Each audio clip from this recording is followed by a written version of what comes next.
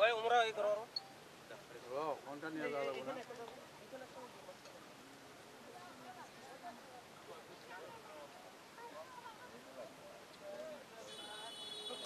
পানি দিবে বলে ভালো না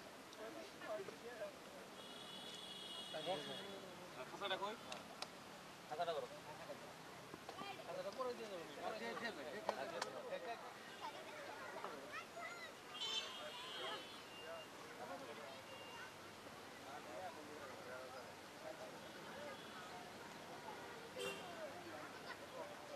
লালসান না বিএনএ কত বাড়ি বেলা কত পড়ছে আগে লালসান ভাই আছে তো এই লে হলো দিদিলে পানি তোর অফ নিয়ে নিয়ে আসি দাদা টাউন লোক দিতে দাও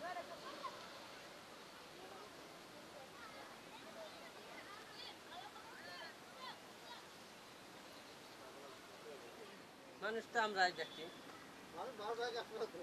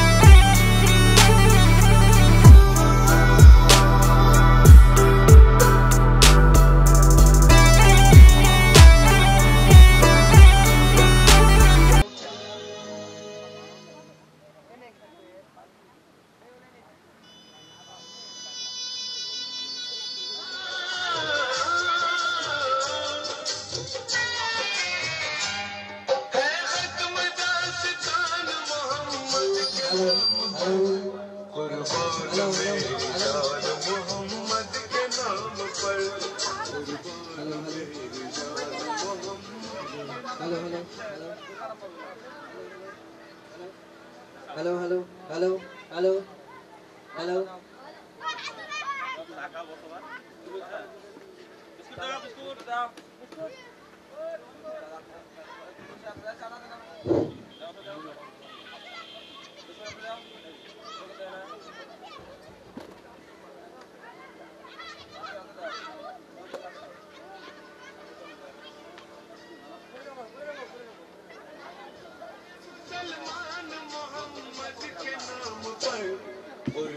ভালো Hello.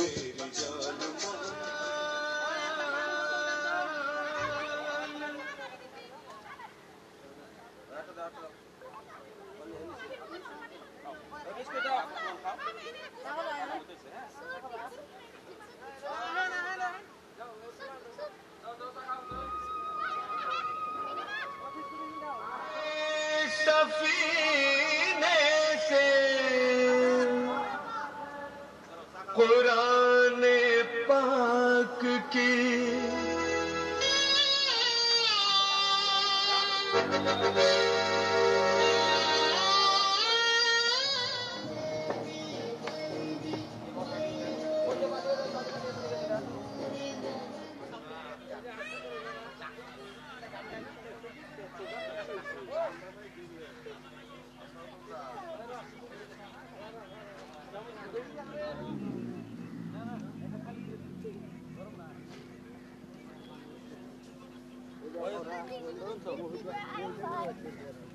চামচ আছে না কিসের মধ্যে দিছি মাংসটা দিয়ে আর তো রাখি আর দুই টুকরা নিয়ে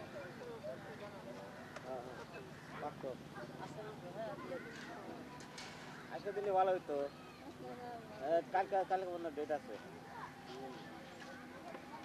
কালকে সোমবার না কালকে নিয়ে যাবে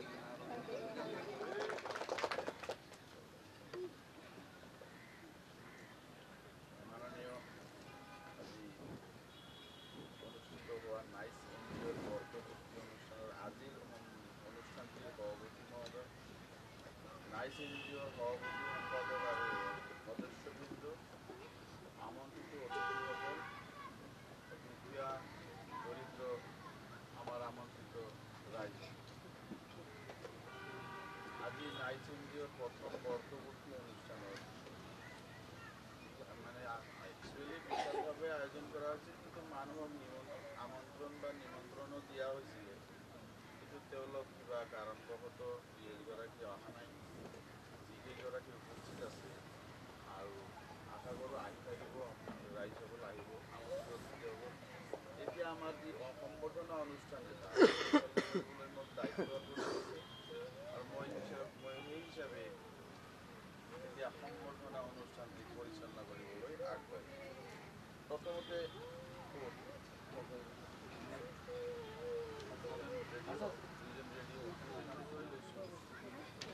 আজিৰ অনুষ্ঠানটির সভাপতি মহোদয় সোবাহানুল ইসলাম চৌধুরী গোলাম গামোচারে সম্বর্ধনা জানাব নাইস এনজিও সদস্য।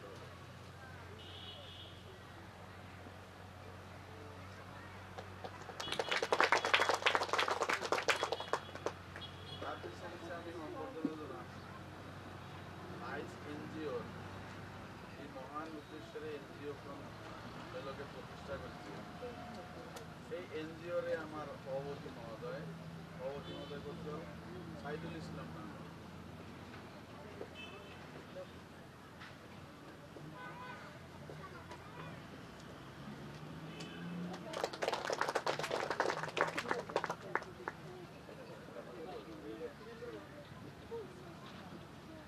এতিয়া আমি সম্বৰ্ধনা জনাবলৈ লৈছো নাইস এনজিওৰ সম্পাদক মহোদয় মুস্তাক আলী ডাঙৰ।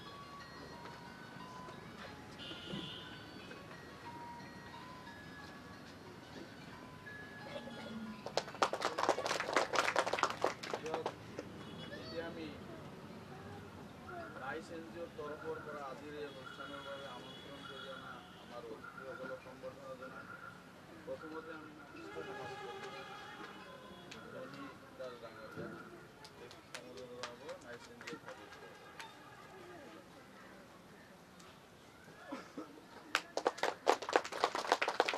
সম্বৰ্ধনা জনাবলৈ লৈছোঁ আমি নিউজ 30 সংবাদকৰ্মী জাকিৰ হুছেইন ডাঙৰীয়া।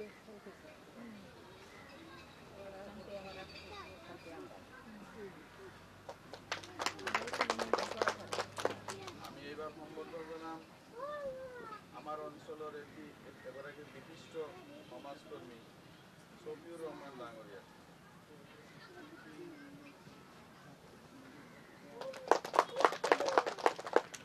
এবাৰ আমি সম্বৰ্ধনা জানাম আমাৰ অঞ্চলেৰ আন এগৰাকী সমাজকৰ্মী মফিজুল হুসেন ৰানা ডাঙৰিয়া।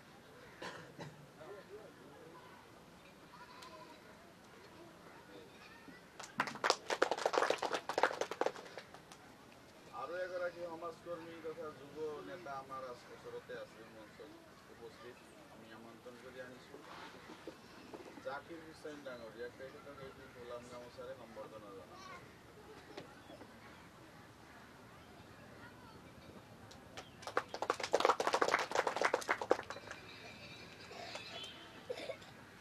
এতিয়া আমি সম্বৰ্ধনা জনাম আমাৰ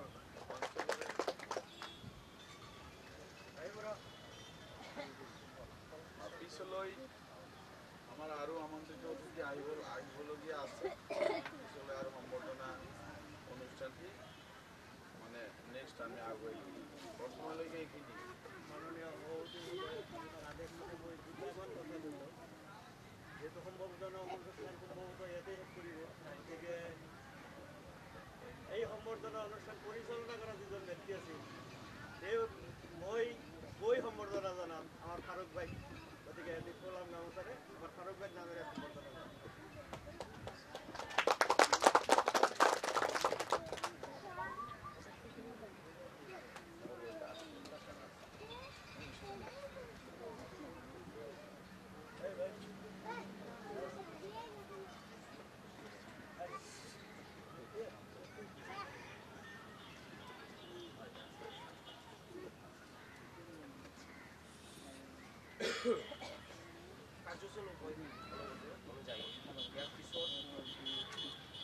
হৈছে আমাৰ সদস্য চিনাকি কৰিব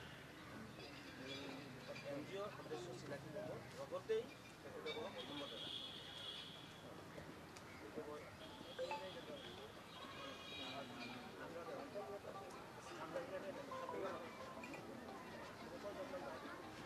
আৰু মই অনুৰোধ কৰিম প্ৰতিগৰাকী সদস্য আপোনালোকক সম্বৰ্ধনা জনাই নিজৰ নিজৰ চিনাকিখিনি জড়িত কৰিব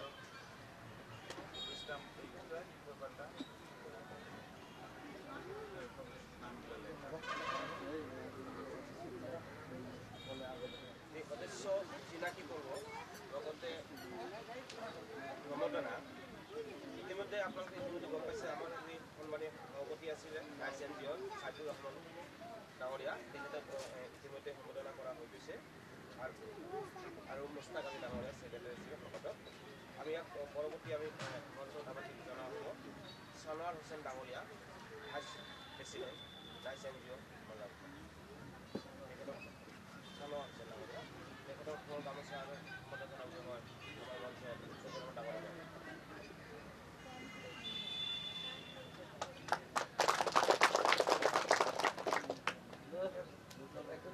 Assistant Secretary Zakir Hussain Dangoria. Assistant Secretary Zakir Hussain Dangoria को इनवाइट करिछु हमर Zakir Hussain Dangoria को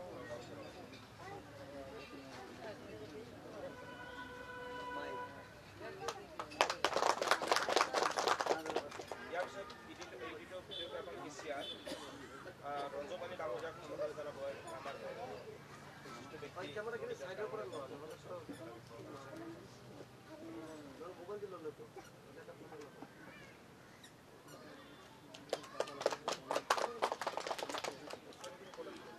या विषय एग्जीक्यूटिव मेंबर उमर फारूक अहमेद डांगरिया को इतिमধ্যে হৈছে या विषय আমি মঞ্চত আমন্ত্রণ জানাইছো জাহানুদ্দিন ডাঙৰীয়া एग्जीक्यूटिव मेंबर जान भाई नहीं maybe absent Major Aminul Islam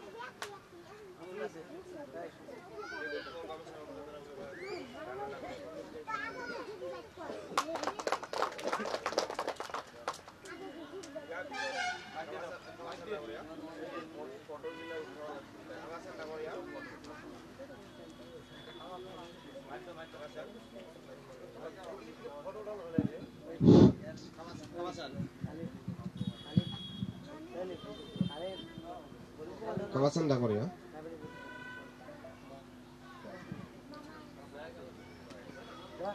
may be absent. ইয়াৰ পৰৱৰ্তী সদস্য সাইফুল ইছলাম ডাঙৰীয়া তেখেতক সম্বোধন জনাবলৈ আমাৰ জাকিৰ হোসেন ডাঙৰীয়াক অনুৰোধ কৰিছো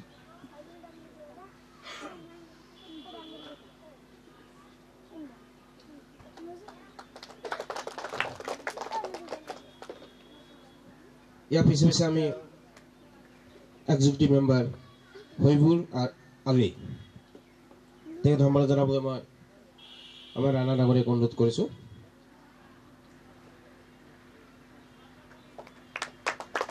ইয়াৰ পিছে মঞ্চত আমন্ত্ৰণ জনাইছো ৰবিউল আলী ৰবিউল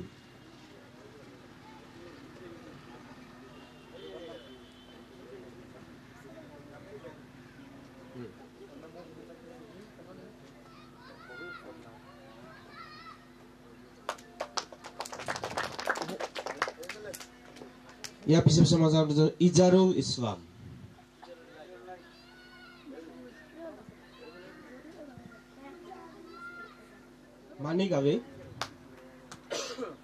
মানিকাবিখন ফটো জনাবলৈ মই চুবুৰমন ডাঙৰীয়াক অনুৰোধ কৰিছো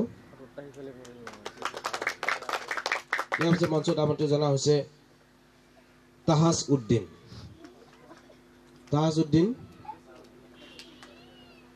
may be absent Sufiyur Rahman ডাঙৰীয়া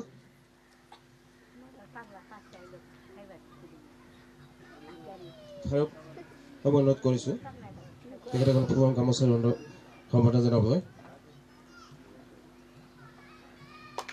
ইয়াৰ পিছে মিনহাজুল আলী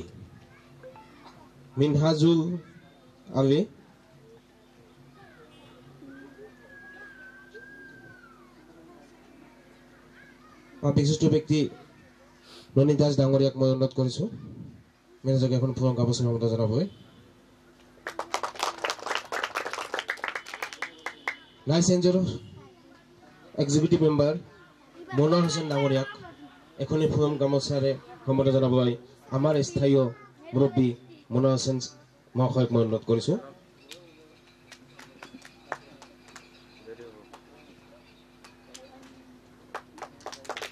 ইয়াৰ পিছত হৈছে আমাৰ অন্তিম সদস্য মইনুল হক মল্ল, মে বি এবসেন্ট। ইয়া আছিল আমাৰ সদস্যৰ সম্বোধনা তথা চিনাকি পূৰ্ব। ইতিমধ্যেই আমাৰ এই সমাজৰ বিশিষ্ট ব্যক্তি তথা আজিৰ আমাৰ এই অনুষ্ঠানৰ আমন্ত্ৰিত বিশিষ্ট ব্যক্তি মনোহৰ হোসেন ডাঙৰীয়া আমাৰ মাজত আহি পাইছে। তেখেতৰ ঘৰণে ফুৰম গামোচাৰে সম্বৰ্ধনা জনাবলৈ মই ৰবি আলী ডাঙৰীয়াক মই অনুৰোধ কৰিছোঁ এনজিঅ'ৰ তৰফৰ পৰা তেখেতৰ ঘৰণে ফুৰম গামোচাৰে সম্বৰ্ধনা জনাবলৈ।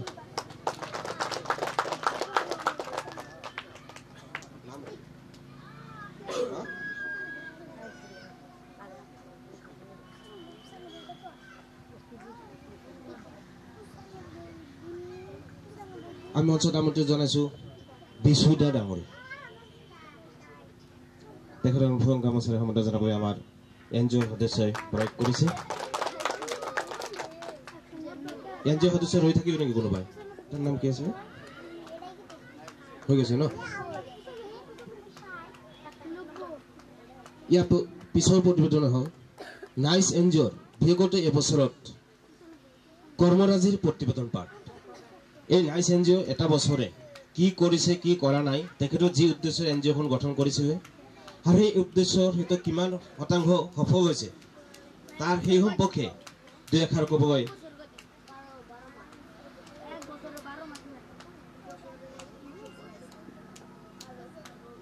ভাইচ প্ৰেচিডেণ্ট ছানৰ হোসেন ডাঙৰীয়াক অনুৰোধ কৰিছোঁ যে আপোনালোকৰ যি উদ্দেশ্যে এনজিঅ'খন গঠন কৰিছিলে সেই উদ্দেশ্য আপোনালোক কিমান শতাংশ আপোনালোকে কৰিবলৈ সক্ষম হৈছে, আপোনালোকে কেনেকৈ এই এনজিঅ'খন এটা বছৰ অতিক্ৰম কৰি আজি আপোনালোকে এই পৰ্যায়ে আহি পাইছে, আজি যি অনুষ্ঠান পাতিলে ৰাইজক আপোনালোকে কি ক'ব বিচাৰে এই সম্পৰ্কে আপোনাক দুই এষাৰ ক'বলৈ অনুৰোধ কৰিছোঁ।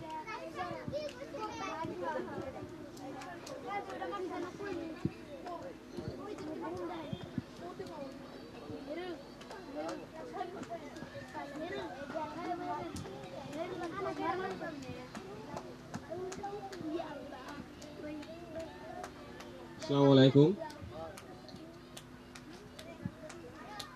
আজি আমার নাইচ এনজিও 1 বছর পুরা হয়েছে, তার কারণে আমি এইটু অনুষ্ঠান পাতিছো। আর আমি নাইচ এনজিওর পরা কি কি কাম আমি করিলো আর আগন্তুক দিনত আমি কি কি কাম কৰিম সেই হিসাবত আমি এইটো অনুষ্ঠান পাতিছো। তো গতিকে আমি আজিৰ সভাৰ সভাপতি আৰু আমাৰ নিমন্ত্ৰণ দিয়া ডাঙৰীয়া সকলক আমি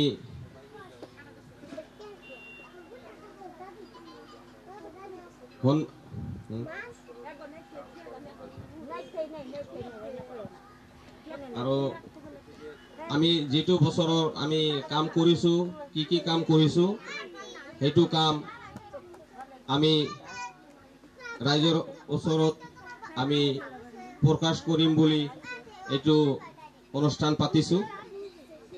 আমার নাইচ এনজিওর 5টো কাম আমি হাতত লৈ আমি এনজিওখন বনাইছো। নাইচ এনজিও 1 নম্বৰ কাম হল আমাৰ গোৱালপাৰা চহৰত যিমান পাগল পাগলী দৰিদ্ৰ গৰীব মানুহ ফুটপথত ঘূৰি ফুৰে আৰু ফুটপথত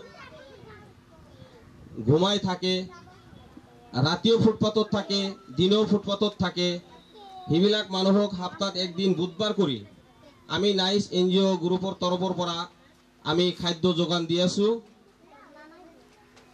ভাত আৰু লাবৰা চব্জি আৰু ডিমা দি খাদ্য যোগান দি আছোঁ।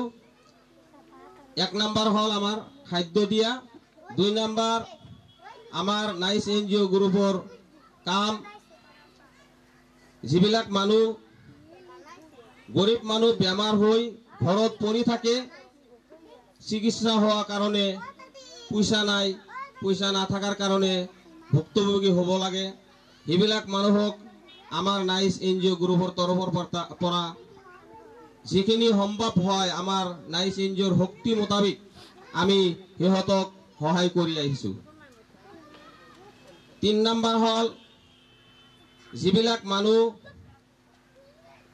ঘৰত বেমাৰ হৈ পৰি থাকে, কামাই কৰা ঘৰত মানুহ নাই, হয়তো কিছুমান মানুহ আছে যে ল'ৰা ছোৱালী নাই, বেমাৰ হৈ ঘৰত পৰি আছে, কালেকশ্যন কৰি বেমাৰৰ চিকিৎসা কৰিব লাগে, এনেকা মানুহৰ ঘৰত আমি গালামাল বাজাৰ দি সহায় সহযোগিতা কৰি আছোঁ।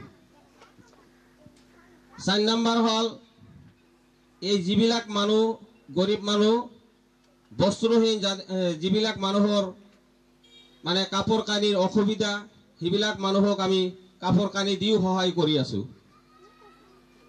5 নম্বৰ হ'ল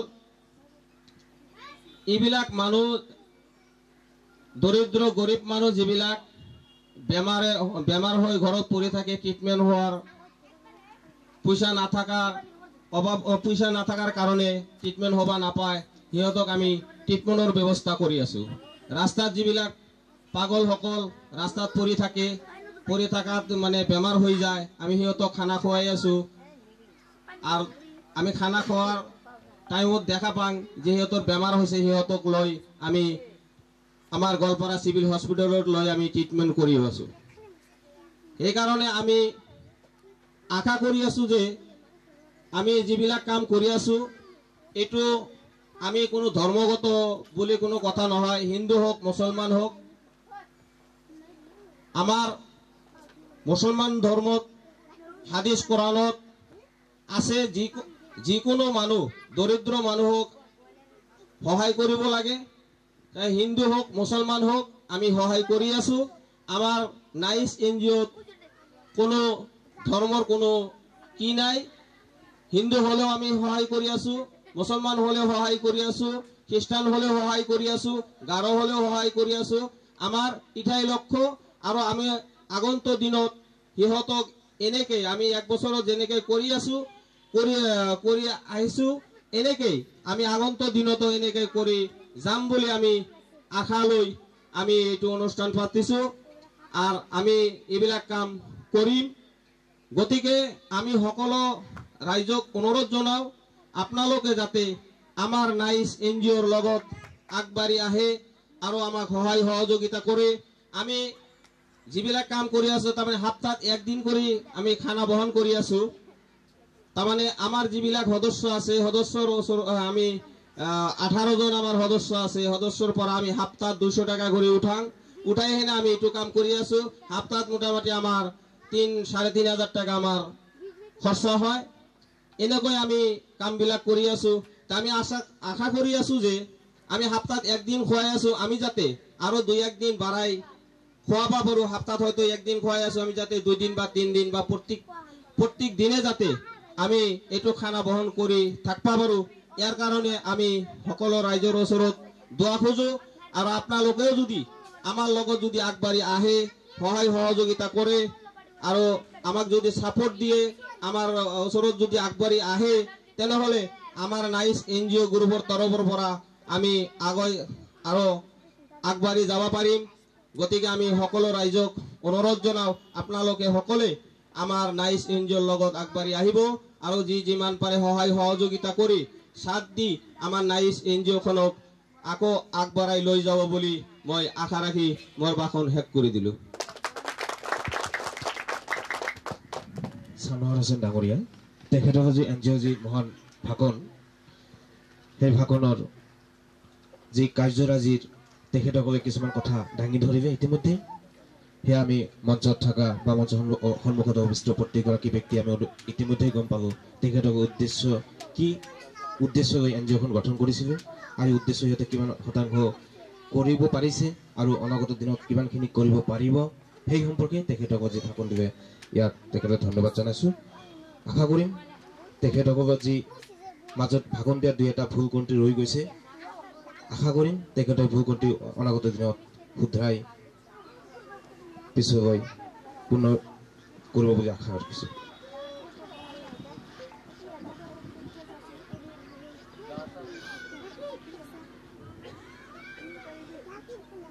মই ইতিমধ্যেই কৈছিলোঁ যে আমাৰ সম্বৰ্ধনা অনুষ্ঠান এতিয়ালৈকে শেষ হোৱা নাই। আমাৰ মাজত আমন্ত্ৰিত অতিথি আহি থাকিব, আমিও সম্বৰ্ধনা জনাই থাকিম। আমাৰ মাজত এইমাত্ৰ উপস্থিত হৈছে আমাৰ সৰু ভাতৃ আৰু বলদমাৰী পিতবাৰী ঈদগাহত অধীনস্থ মাছ বজাৰৰ ব্যৱসায়ী ৰফিকুল ইছলাম ডাঙৰীয়া, তেখেতক এখিনি ফুলম গামোচাৰ সম্বৰ্ধনা জনাবলৈ মই আমাৰ নাইচ NGOৰ সদস্যক অনুৰোধ জনাইছোঁ। এই গামোচা আছে ইয়াতে। এয়া ৰজব আলী ভিডিঅ'গ্ৰাফাৰ এডিটৰ, তেওঁ ৰফিকুল ইছলাম ডাঙৰীয়াক সম্বৰ্ধনা জনাই আছে। আমাৰ মাজত উপস্থিত আন এগৰাকী অতিথি আছে মাননীয় ইছাহাক আলী ডাঙৰীয়া, তেখেতক এটি পৰৱৰ্তী কাৰ্যসূচী মই সভাপতি মহোদয়ক আগবঢ়াই নিবলৈ অনুৰোধ জনাইছোঁ। ধন্যবাদ। কাৰ্যসূচী অনুযায়ী ইয়াৰ পৰৱৰ্তী প্ৰতিষ্ঠান হৈছে আমন্ত্ৰিত অতিথিৰ ভাগৰ। এই ব্যস্ততাৰ দুনিয়াৰ মাজত থাকিও যি আমাৰ স্থায়ী বিশিষ্ট ব্যক্তি ননী দাস ডাঙৰীয়া আমাৰ মাজত উপস্থিত হৈছে, NGOৰ ফালৰ পৰা তেখেতক আমন্ত্ৰিত কৰি আমাৰ মাজত আজি যি তেখেতৰ পদাৰ্পণ ঘটিছে সেয়া আমি সুখী আনন্দিত। সেই জগতে তেখেতক দুই এষাৰ ক'বলৈ মই অনুৰোধ কৰিছোঁ।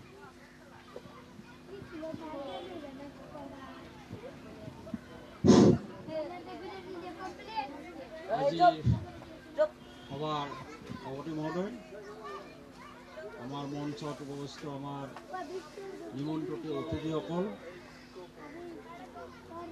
আমাৰ নাইচ NGOৰ বিষয়ববীয়াসকল আৰু আজিৰ এই সভাত উপস্থিত থকা শ্ৰদ্ধেয় ৰাইজ ভাই ভনীসকল,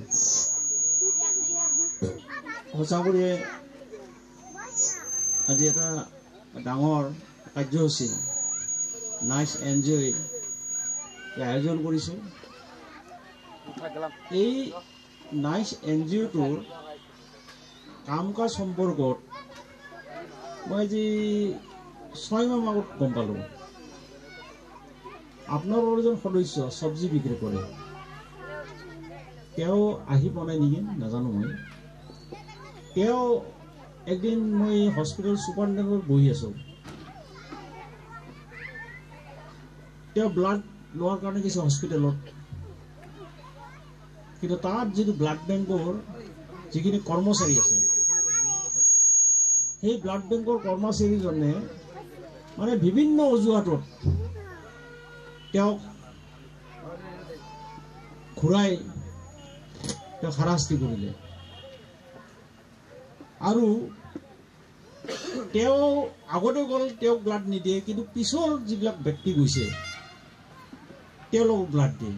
তেতিয়া ছুপাৰিণ্টেণ্ডেণ্ট তাত গ'ল, ছুপাৰিণ্টেণ্ডেণ্ট যোৱাৰ পিছত মই ছুপাৰিণ্টেণ্ডেণ্ট ক'লোঁ যে ব্লাড বেংকৰ গোৱালপাৰাৰ যিটো কেলেংকাৰী, যিটো দুৰ্নীতি, এইটো বহুত দিন মই ফাইট কৰিছোঁ, কমপ্লেইনো দিয়া হৈছে, ইনকুৱাৰী হৈছে।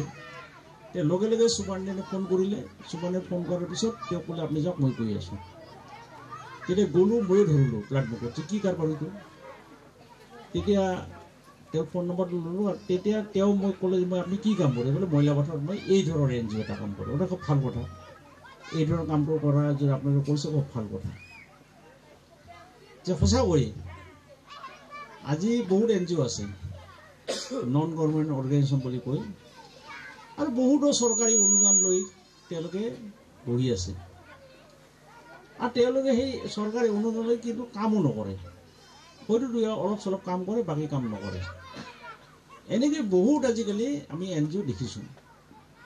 কিন্তু এই NGOটোৱে আজি কোনো চৰকাৰী অনুদান নোহোৱাকৈ নিজৰ সদস্যবিলাকে সপ্তাহত এটা পইচা দি যিটো কাম কৰিছে, এইটো আচৰিত। আৰু এইটো সঁচাকৈ মই তেওঁলোকক অভিনন্দন জ্ঞাপন কৰিছোঁ।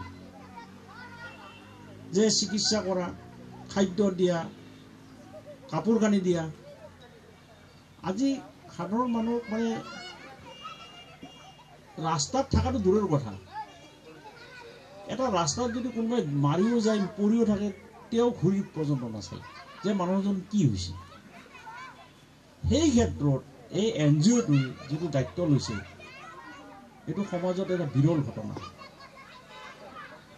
গতিকে মই এই NGOটোৰ দীৰ্ঘায়ু কামনা কৰিছোঁ আৰু প্ৰসাৰটো লাভ কৰিছোঁ। কিন্তু এই NGO যিটো কাম কৰিছে, এইটো প্ৰচাৰ মাধ্যমত প্ৰচাৰ হ'ব লাগে। তেনেহ'লে বহু মানুহ আগবাঢ়ি আহিব সহায় কৰাৰ কাৰণে। গতিকে এই ক্ষেত্ৰত মই কেইটামান পৰামৰ্শ আপোনালোকক দিব বিচাৰিছোঁ। পৰামৰ্শটো হ'ল যে আমাৰ যিবিলাক সামাজিক ভোজ বিয়া বাৰু হয়, কিছুমানৰ ক্ষেত্ৰত অযথা কিছুমান বস্তু নষ্ট হৈ যায়। আপোনালোকে যদি NGOৰ পৰা তেওঁলোকক লিখি দিয়া এখন লিখিত দিয়ে যে আপোনালোকৰ যি ৰাহি হোৱা বস্তুখিনি আমাক যাতে দিয়ে, আমি অন্তত এই মানুহক দিব পাৰিম। মোৰ অভিজ্ঞতা এনেকুৱা বহুত আছে যে হয়তো 1000 মানুহৰ ব্যৱস্থা কৰিছে, হয়তো 600-700 মানুহ গ'ল, বাকী মানুহ নষ্ট হৈ গ'ল। গতিকে এই ধৰণৰ বিয়া চিয়া অমুক তমুক যিবিলাক ৰাজহুৱা, তেওঁলোক যদি আগতীয়াকৈ দিয়া যায়, তেন্তে নিশ্চয় আপোনালোকে সঁহাৰি পাব। 2 নম্বৰ কথাটো হ'ল যে খাদ্য দিলেও নহ'ব। তেতিয়া এই আজিকালি আপুনি চাব, আপোনালোকে যদি এখন চিঠি এখন মানে হেণ্ডবিল এখন দিয়ে, বহু আছে মানুহ, তেওঁলোকে এটা কাপোৰ কিনে, হয়তো 1 মাহ 2 মাহ ব্যৱহাৰ কৰি থৈ দিয়ে। গতিকে তেওঁলোকক দিলেও আপুনি বহু কাপোৰ পাব। আপোনাৰ গোৱালপাৰা টাউনতো বহুত মানুহ আছে, দিব পাৰে, তেওঁলোকে ব্যৱহাৰ কৰি থৈ দিছে ধুনীয়াকৈ। আৰু যদি আগতীয়াকৈ জনাই দিয়ে, সেই কাপোৰ আপোনালোকে পাব পাৰে। গতিকে এনেকৈ কিছু কাপোৰ আপোনালোকে সংগ্ৰহ কৰি এই মানুহখিনি আপোনালোকে দিব পাৰে। 3 নম্বৰ, হস্পিটেলৰ ক্ষেত্ৰত যিখিনি আপোনাৰ মানসিক বেমাৰ, এই মানসিক যিখিনি বেমাৰ বিভিন্ন কাৰণত হয় সমাজত, বিশেষকৈ আমাৰ গৰীব মানুহ, আজি বেকাৰ, শিক্ষিত মানুহ মেণ্টেলি বহুত বেমাৰ আমি দেখিছোঁ। পঢ়া শুনা কৰিছে, ঘৰত গৈছে, খাৱাৰ কোনো ব্যৱস্থা নাই, চাকৰি নাই, বাকৰি নাই, এটা মানসিকভাৱে এটা অশান্তি সৃষ্টি হৈছে, হয়তো এনেকৈ পাগল হৈছে, কিছুমানে এইটো ছুইচাইড কৰে। গতিকে সেই ছুইচাইডৰ ব্যৱস্থাটো আমি কৰিব নালাগে। সেই মানে আজি যিটো অৱস্থা, সামাজিক ব্যৱস্থা, এই সামাজিক ব্যৱস্থাৰ কাৰণে আজি এই মানুহবিলাকৰ এই অৱস্থাটো হৈছে। খাব পৰা নাই, কাপোৰ নাই, আপোনাৰ চিকিৎসাৰ সুবিধা নাপায়, যাৰ কাৰণে মানুহ পাগল হৈছে। এই ক্ষেত্ৰতো আপোনালোকে যে হস্পিটেলত আমাৰ 3জন ডাক্তৰ আছে, এটা উপমন্যাত, ৰফিকুল ইছলাম, ঋষিকেশ কলিতা, তাতেও যদি আপোনালোকে গৈ তেওঁলোকক যদি নিব পৰা যায়, তেনেহ'লে অন্তত এটা উপকাৰ হ'ব। কিন্তু আজিকালি ঔষধৰ সাংঘাতিক দাম। এই ক্ষেত্ৰত যেতিয়া আপোনালোকৰ এই NGOৰ প্ৰচাৰটো বাঢ়িব, জানে সঁচাকৈ এওঁলোকে ভাল কাম কৰি আছে, তেনেহ'লে কিছু কোম্পানীৰ পৰা হয়তো কম দামত হওক বা বিনা পইচাত চেম্পুল আমি ঔষধ ল'ব পৰা যাব। গতিকে এই ধৰণে গৈ এটা অফিচ আপোনালোক লাগিব, যোগাযোগৰ চেণ্টাৰ, যে হয় এই নাইচ এইটো এটা NGO আছে, এওঁলোকে ভাল কাম কৰি আছে, গতিকে তেওঁলোকৰ এটা অফিচত যোগাযোগ হ'লে তেনেহ'লে সকলোৱে যোগাযোগ কৰাৰ এটা সুবিধা পাব। কাৰণ আমি সকলোৱে ব্যস্ত, তাৰ মাজতো আপোনালোকে এই কামখিনি যদি কৰে, মই বহুত NGO দেখিলোঁ, কিন্তু এই মানসিকভাৱে বেমাৰী হোৱা মানুহসকলক শুশ্ৰূষা কৰাৰ কাৰণে NGO কিন্তু এতিয়াই প্ৰথম।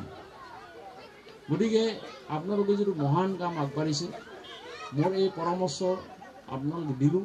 এই ক্ষেত্ৰত আপোনালোকৰ যদি কিবা সহযোগিতা লাগে, মই যিমান দূৰ পাৰোঁ মই সহযোগিতা কৰিম, এই আশা কৰি সকলোকে ধন্যবাদ জনাই মোৰ বক্তব্য সামৰিছোঁ। নমস্কাৰ। মনিজাজ ডাঙৰীয়া, যিকেইটা পইণ্ট ইতিমধ্যেই এন জি অ'ৰ বিষয়ে কৈ গৈছে প্ৰত্যেকটা পইণ্টেই অতি গুৰুত্বপূৰ্ণ। সেয়ে এন জি অ'ৰ সকলো সদস্যক মই কৈছোঁ তেখেতৰ যি পইণ্টবিলাক আপোনালোকে মনোযোগেৰে শুনিছে নিশ্চয়। অনাগত দিনত উক্ত পইণ্টবিলাকত আপোনালোকে নজৰ ৰাখিব আৰু তেখেতে এটা কৈছে যে তেখেতৰ কিবা সহযোগিতা লাগিলে তেখেতে আগবঢ়াব। ইয়াৰ পিছে আমি আমাৰ আমন্ত্ৰিত অতিথি আমাৰ স্থায়ী মুৰব্বী মনোহৰ হুছেইন ডাঙৰীয়াক মই এখাৰ কবি অনুৰোধ কৰিছোঁ। অনুষ্ঠানত গৈছোঁ আমি, কিন্তু আজি আনকমন এখন অনুষ্ঠানত আহিছোঁ আৰু এই নাচ এন জি অ'ৰ প্ৰত্যেকজন সদস্যক মই আন্তৰিক ধন্যবাদ জ্ঞাপন কৰিছোঁ তেওঁলোকৰ এই উদ্দেশ্যটোৰ কাৰণে। আমাৰ আগৰ বক্তাই কৈ গৈছে যে আমি বহুত এন জি অ' দেখিছোঁ, কিন্তু এনেকুৱা ব্যতিক্ৰমী এন জি অ' আমি দেখা নাই। সঁচাকৈ ভাল লাগিছে আমাৰ এই আজাদনগৰ এই অঞ্চলত, ইমান দুখীয়া অঞ্চলত, আৰু আমাৰ এই দুখীয়া যুৱককেইজনে ইমান ভাল এটা পদক্ষেপ লৈছে, ইমান সুন্দৰ চিন্তা কৰিছে, তাৰ কাৰণে মই আকৌ এবাৰ তেওঁলোকক মই আন্তৰিকতাৰে ধন্যবাদ জনাইছোঁ। আৰু মোৰ তৰফৰ পৰা যদি কেতিয়াবা পাৰোঁ মই নিশ্চয় সহায় কৰিম, আৰু দুই এজনক কমো সহায় কৰাৰ কাৰণে। এতিয়া কথাটো হ'ল যে আমাৰ পূৰ্ব বক্তাই কৈ গৈছে আমাৰ এডভাৰটাইজমেণ্টটো বেছি কৰিব লাগিব। আমাৰ এতিয়া আমি দূৰত যেনেকৈ হওক, আমাৰ ওচৰে পাজৰে যিখিনি এৰিয়া আছে আমাৰ সেই অঞ্চলত আমি খুব এডভাৰটাইজমেণ্টত আমি গুৰুত্ব দিব লাগিব। বহুত মানুহ আছে আমাক সহায় কৰিব পৰা মানুহ আছে, কিন্তু আমি সহায় ল'ব পৰা নাই তেওঁলোকৰ পৰা, তেওঁলোকৰ ওচৰত আমি যাব পৰা নাই। গতিকে মই এন জি অ'ৰ প্ৰত্যেকজন সদস্যক মই অনুৰোধ কৰোঁ যে আপোনালোকে এডভাৰটাইজমেণ্টৰ ওপৰত গুৰুত্ব দিয়ক। যিহেতু আপোনালোকৰ উদ্দেশ্য ভাল, কৰ্ম ভাল, আপোনালোকে প্ৰত্যেকজনে সাধাৰণ কৰ্ম কৰি জীৱিকা নিৰ্বাহ কৰে আৰু তাৰ পৰাই আপোনালোকে এইখিনি পদক্ষেপ লৈছে।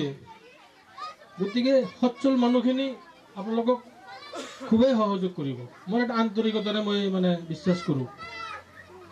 গতিকে আপোনালোকে আমাৰ প্ৰত্যেকজন মানুহৰ লগত টাচ কৰক, যোগাযোগ ৰাখক, আৰু যদি কোনো বিষয় বিভাগৰ ওচৰতো যাবলগীয়া হয় যাব লাগিব। যে আমাৰ দুখীয়া মানুহ অঞ্চল, আমাৰ মাজত বেমাৰ আজাৰ থাকিব, খাদ্যৰ অভাৱ থাকিব, কাপোৰ কানিৰ অভাৱ থাকিব, সকলো সমস্যাৰ সমাধান একেলগে নহয়।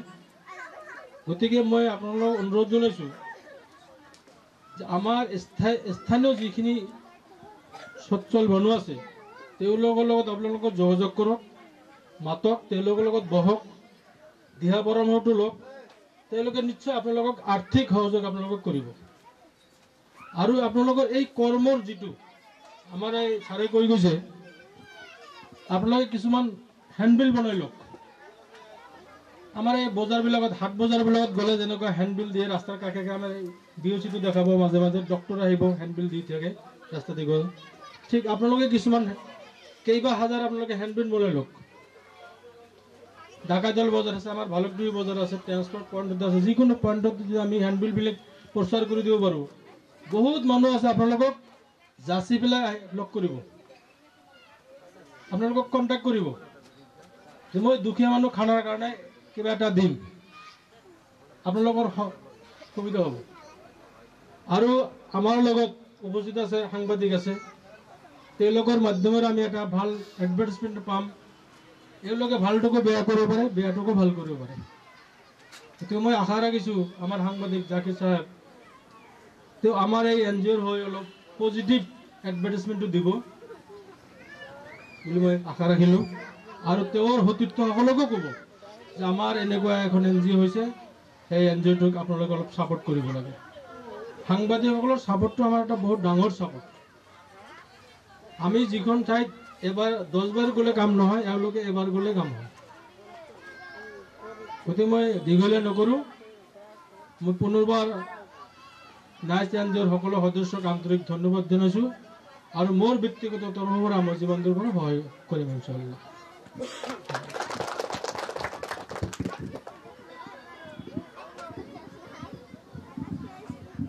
মনোহৰ হুছেইন ডাঙৰীয়া মহোদয়ে যিমানখিনি কথা আপোনালোকক কৈ গ'ল, প্ৰত্যেকটো পইণ্ট আপোনালোকে নোট আপ কৰাটো অতি জৰুৰী। যে অৰ্গেনাইজেশ্যন এখন চলাই যাবলগীয়া হ'লে আপোনাৰ কৰ্মতকৈ যিটো মানে আপোনালোকৰ সামাজিক মাধ্যমত আজি এডভাৰটাইজ কৰা খুবেই সহজ হৈ গৈছে। আপোনালোক এডভাৰটাইজ অকণমান যদি ধ্যান দিয়ে তেতিয়ালৈকে আপোনালোকে NGOখন চলাই লৈ যোৱাত সহজ হ'ব। কাৰণ প্ৰত্যেকটো মানুহে 1 টকা 1 টকা যদি কনষ্ট্ৰিবিউশ্যন দিয়ে আপোনালোকৰ কনষ্ট্ৰিবিউশ্যন বহুত বাঢ়ি যাব। সাধাৰণতে দেখা গৈছে আজিৰ দিনত শিক্ষিত সমাজে যি পন্থা বা যি বুদ্ধিৰে যিকোনো কাম কৰিব পৰা নাই, এইটো আপোনালোকে সাধাৰণ দোকানী হৈ আপোনালোকে যে নিজৰ কৰ্ম বিৰতি ৰাখি আপোনালোকে এনে অনুষ্ঠান হৈ আগবাঢ়ি গৈছে, সেয়া মই শলাগ জনাইছোঁ প্ৰত্যেকগৰাকী ব্যক্তি হৈ। ইয়াৰ পিছত আমাৰ আমন্ত্ৰিত অতিথি নিউজ 30 জাকিৰ হোসেন ডাঙৰীয়াক মই অতি চমুকৈ দেশক অনুৰোধ কৰিছোঁ।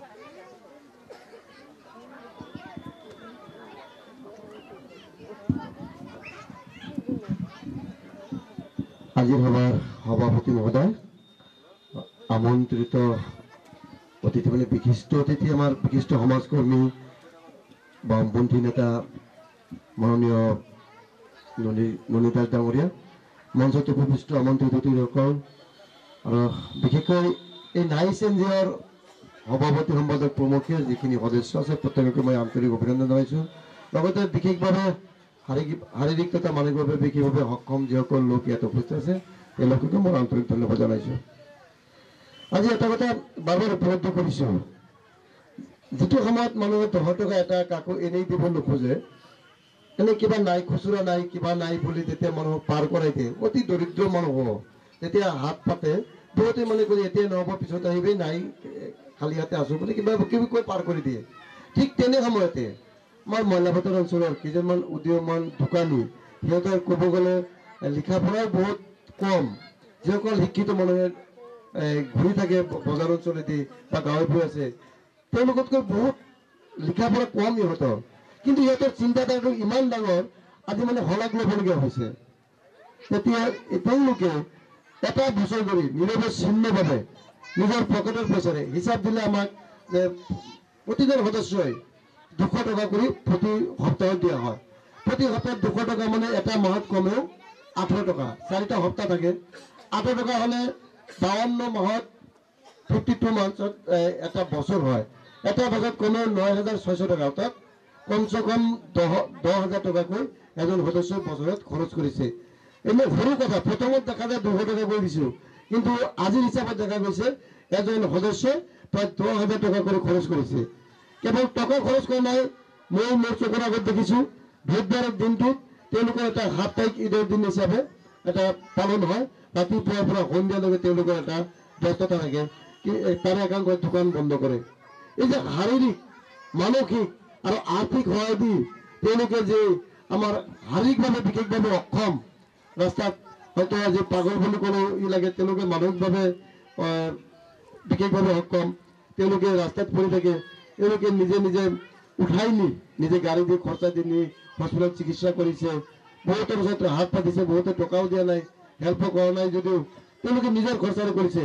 আজি এটা বছৰ পূৰ্ণ হ'ল, আজি প্ৰতিষ্ঠা দিনত তেওঁলোকক মই মোৰ আন্তৰিক অভিনন্দন জনাইছোঁ। অনাগত দিনতো তেওঁলোকে যেনেকৈ এনেকুৱা কাৰ্যসূচী হাতত ল'ব পাৰে, আৰু তেওঁলোক এটা দেশৰ কাৰণে, এটা দেশৰ কাৰণে যাতে উদাহৰণ হ'ব পাৰে যে মইলাপাটৰ নাইচ NGO সৰুকে গঠন কৰি হ'লেও আজি দেশৰ ভিতৰত জাকত জিলিকা হৈ পৰিছে। তেওঁলোকৰ কৰ্মৰাজিক মই শলাগ লৈছোঁ। লগতে আজি যিহেতু বহুত ডাঙৰ ডাঙৰ বিশিষ্ট ব্যক্তিসকলক তেওঁলোকে আহ্বান জনাইছিল, অনুৰোধ জনাইছিল, ঘৰে ঘৰে গৈ অফিচে গৈ তেওঁলোকে চিঠি দিয়া বুলি মই জানো, কিন্তু কোনেও ইয়াত অহা নাই, হয়তো তেওঁলোকৰ বিশেষ কাম আছে। ইয়াৰ মাজত মই এজনে হৰভৰি ব্যক্তি দেখি আছোঁ, আমাৰ ননী দাস ডাঙৰীয়া। পৰৱৰ্তী সময়ত আপুনি আমাৰ গোটেইখিনি কথা জানিলে শুনিলে, আপুনি অন্ততঃ অফিচ আদালতত সদায় ঘূৰি থাকে, ডাঙৰ ডাঙৰ অফিচাৰসকলৰ লগত আপোনাৰ পৰিচয় থাকে। এই নাইচ NGOৰ হৈ অন্ততঃ আপুনি এই কথাখিনি তুলি ধৰিব লাগে। আপুনি যিখিনি কথা ক'লে, যিখিনি অনুৰোধ ৰাখিলে, কাপোৰ অলপ যোগান ধৰিব, ঠাণ্ডাৰ বতৰ, কম্বল, চুৱেটাৰ, এই মানুহখিনিক যদি দিয়া যায়, তেওঁলোকক যদি কিছু সহায় কৰিব পাৰিব, আপুনি অলপ লগত থাকি তেওঁলোকক অলপ দিহা পৰামৰ্শ দিলে মোৰ খুব ভাল লাগিব। লগতে আমাৰ স্থানীয় যিকেইজন মুৰব্বী আছে, আমাৰ ফাৰুকদা আছে, মনোহৰ ভাই আছে, আমাৰ চৌধুৰী আছে, তেওঁলোকে যদি অলপ কিঞ্চিত পৰিমাণে যদি সময় দিয়ে, তেওঁলোকৰ লগত যদি অলপ যোগাযোগ ৰাখে যে তোমালোকে কি কৰি আছা, এই ধৰণে কাম কৰা, নিশ্চয় অলপ আগবাঢ়িব। এইখিনি মই তেওঁলোকক মই অনুৰোধ জনাইছোঁ তেওঁলোকে যাতে অলপ আগবাঢ়ি হ'লেও তেওঁলোকক মাতি যে কি কাম হৈ আছে আমাক অলপ জনাবা, আমি অলপ পাৰোঁ সহায় কৰিব লাগে। আজি হয়তো তেওঁলোকে যিসকলক মাতিছে যে অহা নাই, কিন্তু আমাৰ এই বিশিষ্ট ব্যক্তিসকল যদি সেই মানুহখিনিক মাতিলে কিজানি আহিলেহেঁতেন, মোৰ এটা বিশ্বাস। পৰৱৰ্তী সময়ত তেওঁলোকে সহায় কৰিবলৈ মই অনুৰোধ ৰাখিলোঁ। আৰু আমাক কোৱা হৈছে যে সংবাদ মই আচলতে একেবাৰে যে সাংবাদিক এইটো মই নিজেও নকৰোঁ, হয়তো এই জগতত জড়িত থাকোঁ বুলি বহুতে জানে। যিমানখিনি পাৰিছোঁ আগতেও প্ৰচাৰ কৰি দিছোঁ। আৰু আমাৰ গ্ৰুপ ইয়াতো প্ৰতিবিম্ব লাইভৰ ল'ৰাজনক মাতিছোঁ, সাংবাদিক এজনক মাতিছোঁ। আৰু যিখিনি ৰেকৰ্ড কৰা আছে আমি যিখিনি পাৰোঁ আমাৰ প্ৰচাৰ ক্ষেত্ৰত আমি কোনো ধৰণৰ কৃপণালি নকৰোঁ, আমি প্ৰচাৰ কৰি থাকিম। তেওঁলোকৰো ইউটিউব চেনেল আছে, ফেচবুক পেজ আছে, যিখিনি পাৰোঁ আমি প্ৰমোট কৰাই দিয়াৰ চেষ্টা কৰিম। আৰু এই ইহঁতৰ কৰ্মকাৰ্যী প্ৰতিটো সময়ত যাতে আগবাঢ়ি যায় তাৰ কাৰণে আমি যিমানখিনি পাৰোঁ সংবাদ মাধ্যমৰ পৰা ব্যক্তিগতভাৱে হওক, আমাৰ বন্ধু বান্ধৱৰ জড়িত হওক, আমি যিখিনি পাৰোঁ চেষ্টা কৰিম। আৰু শেষলৈ মই এটা কথাই অনুৰোধ কৰিম, আপোনালোকে অলপ যোগাযোগ কৰি অলপ কষ্ট কৰি হ'লেও সপ্তাহত এদিন দি আছে, খানা দি আছে, খুব ধুনীয়াকৈ খানা দি আছে। ঠিক এইখিনি খৰচত অলপ যদি পাৰে সহায় সহযোগিতা কৰি মিলাই আৰু যদি এদিন বঢ়াই দিব পাৰে সপ্তাহত, তেনেহ'লে খুব ভাল হয়। সপ্তাহত হয়তো এদিন খালেই মানুহৰ শেষ হৈ নাযায় আৰু খাব লাগে। তেওঁলোকে যদি আপোনালোকে পাৰে আৰু বঢ়াই দিব, এতিয়াই যে দিব লাগে এইটো কথা নাই, আপোনালোকে সময় সাপেক্ষে পাৰিলে আৰু এটা কৰি দিন বঢ়াই দিব। আৰু ক্ৰমান্বয়ে যদি সপ্তাহত যদি জোৰা দিব পাৰে আৰু ভাল কথা, চবৰে কাম থাকে, আপোনালোকে ব্যস্ত মানুহ, তাৰ মাজতে যিখিনি কৰি আছে খুব ধুনীয়া কাম কৰি আছে। আমাৰ জিলা প্ৰশাসনেও জানে আৰু আৰক্ষী প্ৰশাসনেও এওঁলোকৰ নাই চেঞ্জৰ কথা ক'লে হয়তো গাড়ীটো আগত যাব দিয়ে, কোনো পিলপিলি টাউনত দিনত সোমাব নিদিয়ে। কিন্তু নাই চেঞ্জ এন জি অ'ৰ বেনাৰ থকা পিলপিলিখন দেখিছোঁ টাউনৰ মাজেদি ঘূৰি থাকি একো নকয়। এতিয়া এটা বৃহৎ সাফল্য আৰু তেওঁলোকৰ নাম যে ডিপাৰ্টমেণ্টে জানে সেইকাৰণে খুব ভাল লাগে। আগন্তুক দিনত আপোনালোকে এনেকৈ ভাল ভাল কাম কৰি যাওক, তাৰ কাৰণে অনুৰোধ জনাই মই মোৰ বক্তব্য সামৰণি মাৰিছোঁ। ধন্যবাদ। ধন্যবাদ জনাইছোঁ জাকিৰ হোসেন ডাঙৰীয়ালৈ। তেখেতে যি উপদেশ দিছে এন জি অ' হৈ তেখেতক আশা কৰিম যে এন জি অ'ৰ প্ৰতিটো সদস্যই উক্ত আদেশবোৰ পালন কৰিব। ইয়াৰ পিছত মই মাইক্ৰফোনটো আমাৰ ফাৰুক ডাঙৰীয়াক মই অনুৰোধ কৰিম, তেখেতে অৰ্পণ কৰিছোঁ। তেখেতে সম্বোধন অনুষ্ঠান অকণমান ৰৈ গৈছে, এই সম্বোধন সম্পূৰ্ণ কৰিব। ইতিমধ্যে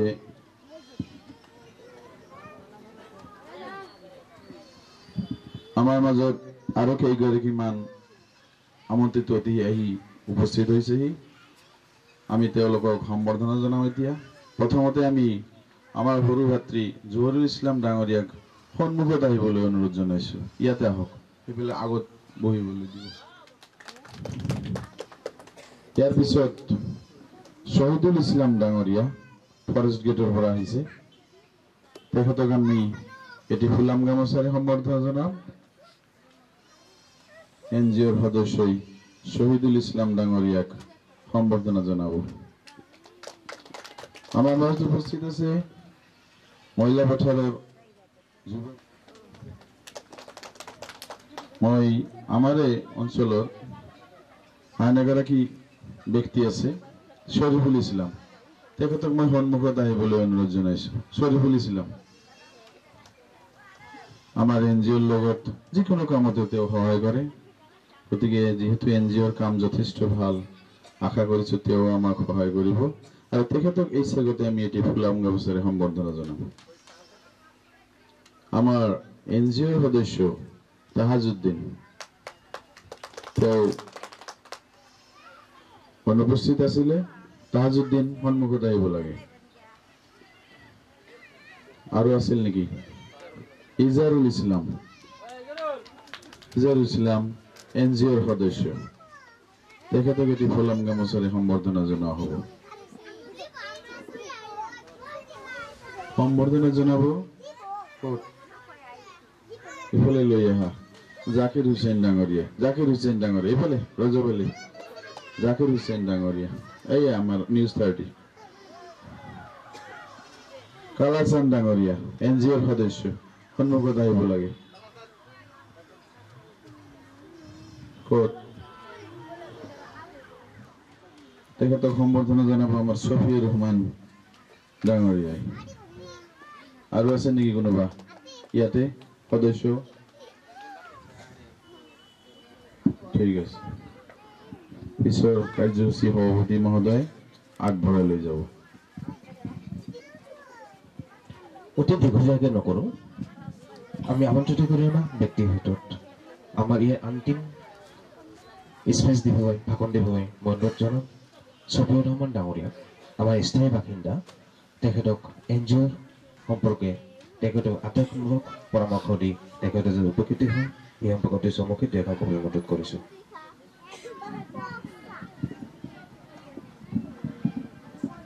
মাননীয় আজিৰ সভাৰ সভাপতি মহোদয়, মঞ্চত উপস্থিত আমন্ত্ৰিত অতিথিবৃন্দ আৰু এই হেৰেঙা সভাত উপস্থিত আই মাতৃসকল, সৰু সৰু ল'ৰা ছোৱালীসকল। NGO বুলি ক'লে আচলতে আজিকালি মানুহে অলপ বেলেগ দৃষ্টিৰে দেখে, এইটো অফিচ আদালততো হৈছে। মই বিশেষ এটা কাৰণত বালিজানা ৰাজচক্ৰত গৈছিলোঁ NGO এখন ৰেজিষ্ট্ৰেশ্যন কৰিবলৈ। তেতিয়া চক্ৰ বিষয়া মহোদয়ে মোক কৈছিল যে আপুনি NGO ৰেজিষ্টাৰ কৰি কি কৰিব? গোৱালপাৰাত এনেকুৱা হাজাৰ হাজাৰ NGO আছে, যি NGOৰ কোনো কাম নাই, তেওঁলোকে গভৰ্ণমেণ্টৰ পৰা টকা লৈছে, খাই বহি আছে।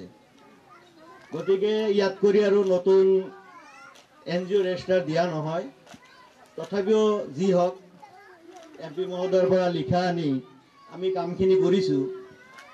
NGOৰ অৱস্থা এনেকুৱা, কিন্তু নাইজ NGO যিটো কাম কৰি আছে এইটো আচলতে বিৰল। তেওঁলোকৰ উদ্যম, তেওঁলোকৰ অংশীদাৰত্ব আৰু তেওঁলোকৰ যিখিনি কৰ্মস্পৃহা সেইখিনি দেখি মই যথেষ্ট আপ্লুত হৈছোঁ। নাইজ NGO যেতিয়া গঠন কৰিছিল মোকো আমন্ত্ৰণ কৰিছিল, কিন্তু তেওঁলোকক মই সময় দিব নোৱাৰিম বুলি কৈ মই আচলতে একাষৰীয় হৈছিলোঁ। সঁচা কথা ক'বলৈ গ'লে হয়তো মোৰ অলপ সন্দেহ আছিল যে তেওঁলোকে পাৰ কৰিব পাৰিবনে নাই, তেওঁলোকে পাৰিবনে নাই।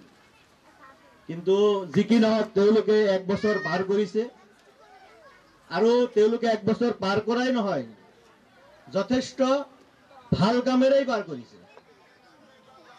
আশা কৰিম আগন্তুক দিনত তেওঁলোকে ইয়াতকৈ আৰু দ্বিগুণ উৎসাহেৰে কাম কৰিব। আৰু তাত যদি মই ব্যক্তিগতভাৱে কিবা কিঞ্চিত পৰিমাণৰ সহায়ৰ হাত আগবঢ়াব পাৰোঁ, নিজকে ধন্য বুলি মানিম। আৰু এটা কথা, NGO তেওঁলোকে আচলতে আজি উপস্থিত হেৰেঙা থকাৰ বাবে তেওঁলোকে অলপো যাতে দুখ প্ৰকাশ নকৰে যে আমি ইমান মানুহ আমন্ত্ৰণ কৰিছিলোঁ, মানুহ অহা নাই। ভাল কামত আচলতে মানুহ কম আহে, এইটো আপোনালোকে সকলোৱে জানে। আজিকালি ভাল কামত মানুহ কম আহে। গতিকে আপোনালোকে উপস্থিত হেৰেঙালৈ যে আমি যিটো কাম কৰিছোঁ এইটো আচলতে বেয়াই হৈছে নেকি? আচলতে বেয়া হোৱা নাই। আপোনালোকে 100% নহয়, 1000% আপোনালোকে ভাল কাম কৰিছে। গতিকে আগন্তুক দিনত ইয়াতকৈ আৰু ভাল কাম কৰক, তাৰেই কামনা কৰি আৰু NGOখনৰ ভৱিষ্যতৰ উন্নতি কামনা কৰি মোৰ এই বক্তব্য সামৰণি মাৰিছোঁ।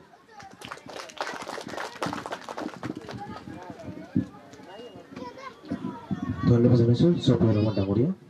তেখেতৰ যিবোৰ কথা, যিবোৰ স্পেচ, তেখেতৰ যি ক'লে যে মই থকা কথা আছিল, আচলতে তেখেতে কৰিব পাৰিবনে নাই সন্দেহৰ উপযোগী।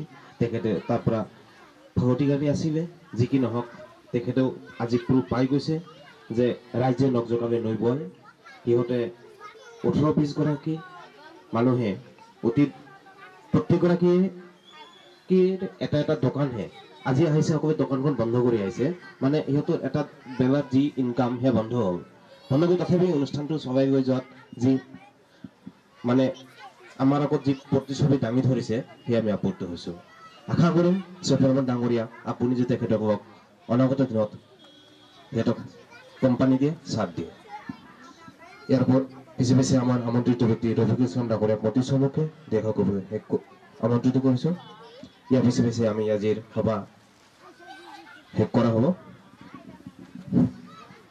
শ্রদ্ধার আজির সভার সম্মানীয় সভাপতি সাহেব, লগতে নাইচ এনজিওর সকল সদস্যবৃন্দ তথা উপস্থিত রাইজ, কবলীয়া কথা মোৰ একো নাই। চবতো আমাৰ ননীদা যিখিনি কৈছে সেইখিনি কথাখিনি যদি আপোনালোকে অলপ কাৰ্যকৰী কৰে তেনেহ'লে বহুত কামত দিব। লগতে মই নথৈ আনন্দিত, কাৰণ মই কিন্তু এই এন জি অ'ৰ বিষয়ে নাজানো, মই মানে ব্যক্তিগতভাৱে নাজানো। এই আজি মানে কাৰ্যকলাপবোৰ শুনি বা নিজেও চকু দেখি মোৰ ভাল লাগিছে। এই ঘটনা হ'ল যিদিনা মানে এটা কথা শুনা পালোঁ যে 200 কোটি টকা দিয়ে সপ্তাহত এই মই মোৰ ফালৰ পৰা যদি আপোনালোকে মোৰ ওচৰত আহে প্ৰত্যেক সপ্তাহত মই 500 কৰি দিম, সেইটো যোগ কৰি আপোনালোকে তাতে মানে কামত খটাব। এইখিনি কৈ মোৰ বক্তব্য শেষ কৰিম। ধন্যবাদ ৰমেশ যি মহামানৱতা তাবো টাইম হোৱা কৰিছোঁ।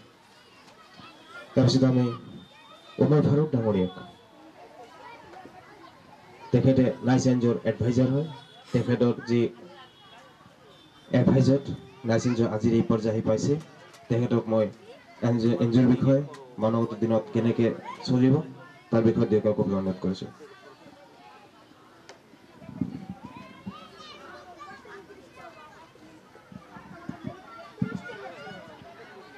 নমস্কাৰ, মাননীয় আজিৰ সভাৰ সভাপতি মহোদয়, সভাত উপস্থিত নাইচ এনজিঅ'ৰ বিষয়ববী আৰু সদস্যবৃন্দ, আমন্ত্ৰিত অতিথিসকল, আই মাতৃসকল আৰু কণ কণ ভাইটি ভণ্টিসকল, নাইচ এনজিঅ'ৰ যি আজি প্ৰথম বৰ্ষপূৰ্তি অনুষ্ঠান, তাত উপস্থিত থাকি নিজকে ধন্য মানিছোঁ। ময়ো যে নাইচ এনজিঅ'ৰ এগৰাকী অংশীদাৰ হিচাপে থাকিব পাৰিছোঁ, তাকে লৈ মই নিজে গৰ্বিত। নাইচ এনজিঅ'ত প্ৰথমৰ পৰাই মোক কৈ আছে, আমাৰ ছফিউৰ ৰহমান ডাঙৰীয়া যেনেকৈ কৈছিল তেনেকৈ মোকো কৈছিল। মই কৈছোঁ ঠিক আছে, মই আছোঁ তোমালোকৰ লগত। আমাৰ লালচান্দ আছে ইয়াতে, জাকিৰ হুছেইন যে নাম, আৰু বাকী কৰ্মকৰ্তা আমিৰুল, তেওঁলোকক কৈয়ে থাকে। মই যিমান পাৰোঁ, তেওঁলোক এটা কথা সত্য যে তেওঁলোক আৰু আগুৱাই যাব পাৰিলেহেঁতেন। আচলতে তেওঁলোক অলপ শিক্ষাৰ দিশত পিছপৰা, গোটেইকেইজন অলপ শিক্ষাৰ দিশত পিছ পৰি আছে। কোনোবাই চব্জিৰ দোকান কৰে, কোনোবাই গালামালৰ দোকান, কোনোবাই মছলাৰ দোকান, কোনোবাই মুৰ্গীৰ দোকান। তথাপিও যে ইমান ডাঙৰ এটা চিন্তা কৰিছে তেওঁলোকে, তাৰ বাবে তেওঁলোকক মোক ধন্যবাদ জনাইছোঁ। আৰু যদি শিক্ষা দীক্ষাত অৱশ্যে দেখা যায় যে শিক্ষা দীক্ষা কৰাবিলাকে আজিকালি এইবিলাক কৰিব নোখোজে, এই পাগলাৰ পিছত কোনে ঘূৰি ফুৰিব। কিন্তু যদি শিক্ষাৰ লগত জড়িত আমিও এনেকৈ দুখীয়া দৰিদ্ৰ পগলা নিচলা সকলোকে সহায় কৰোঁ, নিশ্চয় পগলা বোধহয় পোৱাই নাযাব। যদি আমি চিকিৎসালয়লৈ লৈ যাওঁ, পগলা হোৱাৰ আগতে যদি চিকিৎসা প্ৰদান কৰোঁ, দেখা যাব যে পগলা কিজানি নহয়, সেই বেমাৰৰ ঔষধ আগেই দিব পাৰিব লাগিব। ময়ো এই এন জি অ'তে ওপৰে বা ভিতৰে যেনেদৰে আছিলোঁ, তেওঁলোকক যিখিনি লিখা পঢ়া কৰাব লাগে, যিমানখিনি এডভাইচ দিব লাগে দি আছোঁ। যিমানখিনি লিখা পঢ়া কৰা প্ৰচিডিঙৰ হওক বা কেছ বুকৰে হওক, সেইবিলাক অলপ মেইনটেইন কৰি আছোঁ।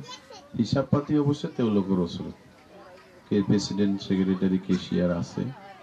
মোক কেৱল সেই একেলগে প্ৰথমতে কৈছোঁ যে অলপ শিক্ষাৰ দিশত পিছপৰা, যিখিনি লিখিব লাগে সেইখিনি লিখিবলৈ বা বনাবলৈ তেওঁলোক নোৱাৰাৰ বাবে ময়ো তেওঁলোকৰ লগত জড়িত হৈ আছোঁ, সদস্য হিচাপে বা এডভাইজাৰ হিচাপে যি হিচাপে।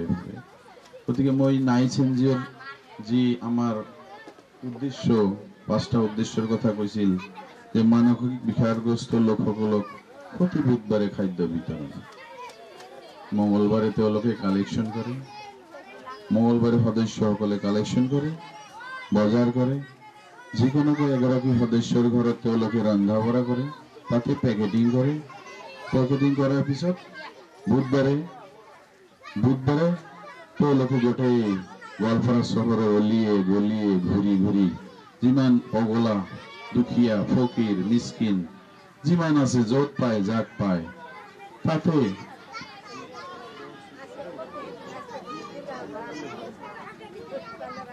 যাকে য'তে পায় তেওঁলোকক খাদ্য বিতৰণ কৰে। কোনোবাই যদি বস্ত্ৰহীন আছে তেওঁলোকক বস্ত্ৰ দিয়ে। এতিয়া ঠাণ্ডাৰ দিন আহি আছে, আমি আশা কৰিম যে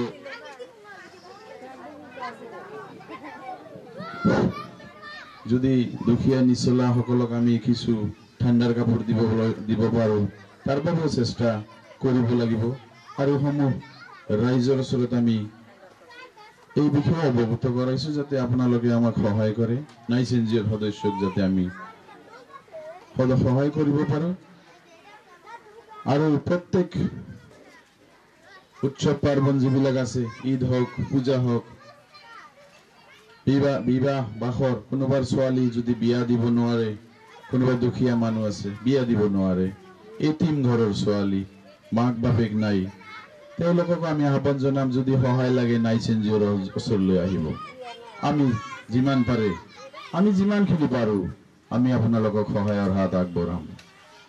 এটিমসকল হওক বা দুখীয়া নিচলা যিবিলাক ল'ৰা ছোৱালী, বিশেষকৈ ছোৱালীক বিবাহ দিবৰ কাৰণে যথেষ্ট কষ্ট হয়, হাত পাতিবলগীয়া হয়।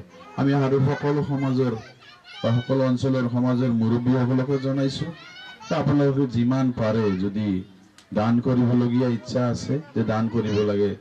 ইয়াতে খোৱা বোৱাত জাকাতো চলে, গতিকে জাকাত চাকাত যি দিব খোজে নাইচ এনজিঅ'ৰ তৰফক দিব পাৰে, নাইচ এনজিঅ'ক দিব পাৰে। গতিকে আমি সেইখিনি আমি গ্ৰহণ কৰিম বা নাইচ এনজিঅ'ৰ সদস্যসকলে সেইখিনি গ্ৰহণ কৰিব। দুখীয়া মানুহক ঈদ পূজাত পাৰ্বণত চাউল দাউল দিয়েও সহায় কৰা হয়, দুখীয়া যিবিলাক আছে। তাৰপিছত আৰু এটা বস্তু, কোনোবা মানুহ পগলা হওক বা দুখীয়া মানুহ হওক মৰি আছে, ক'ৰবাত মৰি আছে, সৎকাৰ কৰিবলগীয়া মানুহ নাই, দেখা পোৱা গৈছে নাইচ এনজিঅ'ৰ সদস্যই আমাৰ মুছলিম হিন্দু বুলি নহয়, হিন্দু মানুহকো সৎকাৰ কৰিছে। মই দেখা পাইছোঁ, মই নিজে দেখা পাইছোঁ। শ্মশানত লৈ গৈয়ে তেওঁলোকক দাহ কৰা হৈছে। নাইচ এনজিঅ'ৰ এই ক্ষেত্ৰতো হাত আছে। গতিকে এইবিলাক কামত লৈ মই বৰ গৰ্বিত আৰু নিজকে বৰ গৰ্বিত বুলি ভাবোঁ। গতিকে আগলৈকেও আপোনালোকে সহায় কৰিব, নাইচ এনজিঅ'ৰ সকলো সদস্যসকলে যাতে আগবাঢ়ি যাব পাৰে, আৰ্থিকভাৱে হওক দৈহিকভাৱে হওক পৰামৰ্শ দি হওক আপোনালোকে সহায় কৰিব বুলি আশা ৰাখি মই এই নাইচ এনজিঅ'ৰ ভৱিষ্যত উন্নতি কামনা কৰি মই মোৰ চমু বক্তব্যৰ ইমানতে সামৰণি মাৰিছোঁ। ধন্যবাদ। ধন্যবাদ জানাইছোঁ নাইচ এনজিঅ'ৰ উপদেষ্টা উৰ্ফা ফাৰুক ডাঙৰীয়াই যি বক্তব্য দিলে, এয়া সঁচাই আমি পালন কৰিবলগীয়া। সমাজত এটা মানুহ আছে যে তেখেতে কৈছে যে যদি শিক্ষা হয় কোনো কাম কৰিব নোৱাৰে, শিক্ষাটো বেছি হ'ব লাগে তেতিয়া কিবা কৰিব পাৰে, আৰু নহ'লে একটু মাছ কম হ'ব লাগে তেতিয়া কিবা কৰিব পাৰে। আজি এইসকল যি সদস্যই দোকান কৰি এনে এটা এনজিঅ' চলাইছে, যদি এখেতসকলে গ্ৰেজুৱেশ্যন হায়াৰ ছেকেণ্ডেৰী পাছ হ'লহেঁতেন একো কৰিব নোৱাৰিলেহেঁতেন, তেতিয়া সিহঁতৰ বিভাগত লাগিলেহেঁতেন আই এম এডুকেটেড, মই শিক্ষা গ্ৰহণ কৰিছোঁ, মই শিক্ষিত, মই এইটো কৰিব নোৱাৰোঁ। সেইকাৰণে আজিৰ দিনত কি হৈছে, আধাৰুৱা শিক্ষাটো সমাজখন অতি ভয়ানক। তেখেতে এই কথাটো স্পষ্টভাৱে কৰিছে যে আধাৰুৱা শিক্ষাটো অতি ভয়ানক। হোৱা শিক্ষাত উচ্চ শিক্ষা হওক তেখেতে কিবা কৰিব পাৰিব, আৰু নিম্ন শিক্ষা হওক তেখেতে ব্যৱসায় কৰিব পাৰিব বা কিবা কৰিব লাজ নকৰে। যিকি নহওক তেখেতক ধন্যবাদ জনাইছোঁ। আমাৰ মাজত উপস্থিত আছে জাহিৰুল ইছলাম চব্জিৱালা, তেখেতক কাম বাদ দি আমাৰ মাজত আৰু তেখেতক এইখনে ফুৰণ গণেশৰ সমাজত জনাবলৈ মই এনজিঅ' সদস্যক মই অনুৰোধ কৰিছোঁ।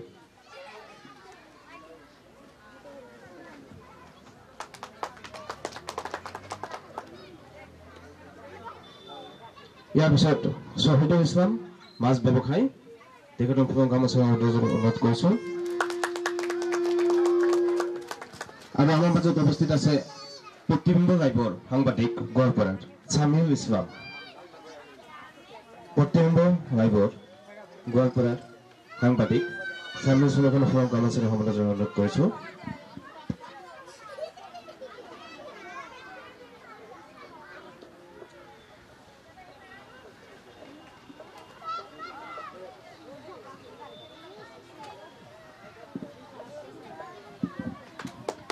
ইয়াৰ পৰৱৰ্তী আবুল কালাম মাছ ব্যৱসায়ী তেখেতক ফোন কৰ্মচাৰী সম্বোধন অনুৰোধ কৰিছোঁ।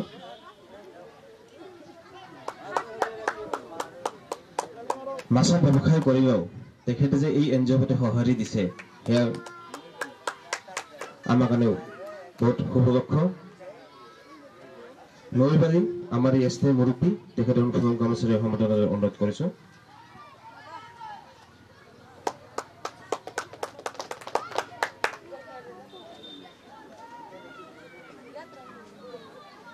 মাজমালি আমাৰ শিক্ষিত যুৱক তেখেতৰ ফোন কৰ্মচাৰী সম্বোধন নাইচ এনজিঅ' সদস্যক অনুৰোধ কৰিছোঁ।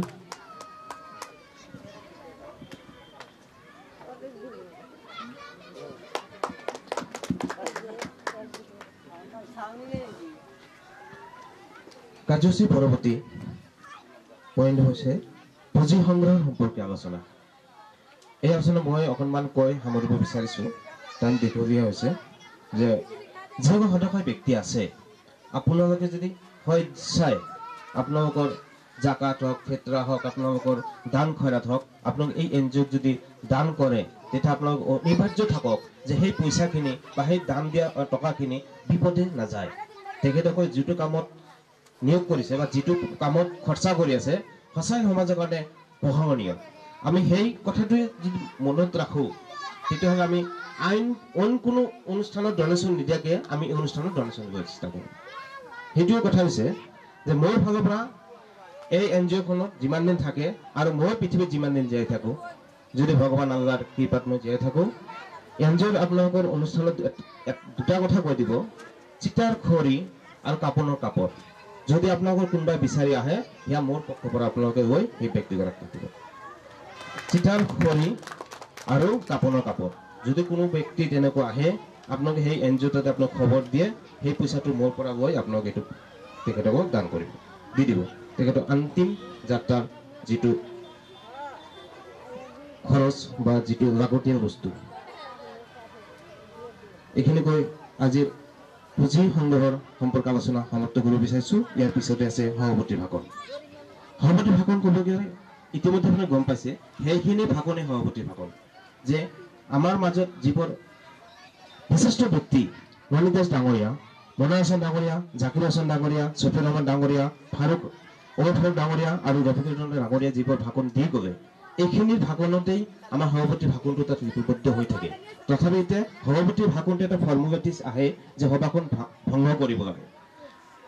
এই কথা হৈছে যে এনজিঅ'খন সৌভাগ্য কামনা কৰিছোঁ। ফাৰ্ষ্ট কথা ইয়াত যিবোৰ এনজিঅ' এই এনজিঅ'খন চলাই লোৱাত যিবোৰ সদস্যই এটা বছৰে ঘাট প্ৰতিঘাতৰ মাজত তেখেতে ব্যৱসায় টাইম কমাই দি এই এনজিঅ'খনৰ টাইম দিছে প্ৰত্যেকগৰাকী সদস্যক মই আন্তৰিক শুভেচ্ছা জনাইছোঁ।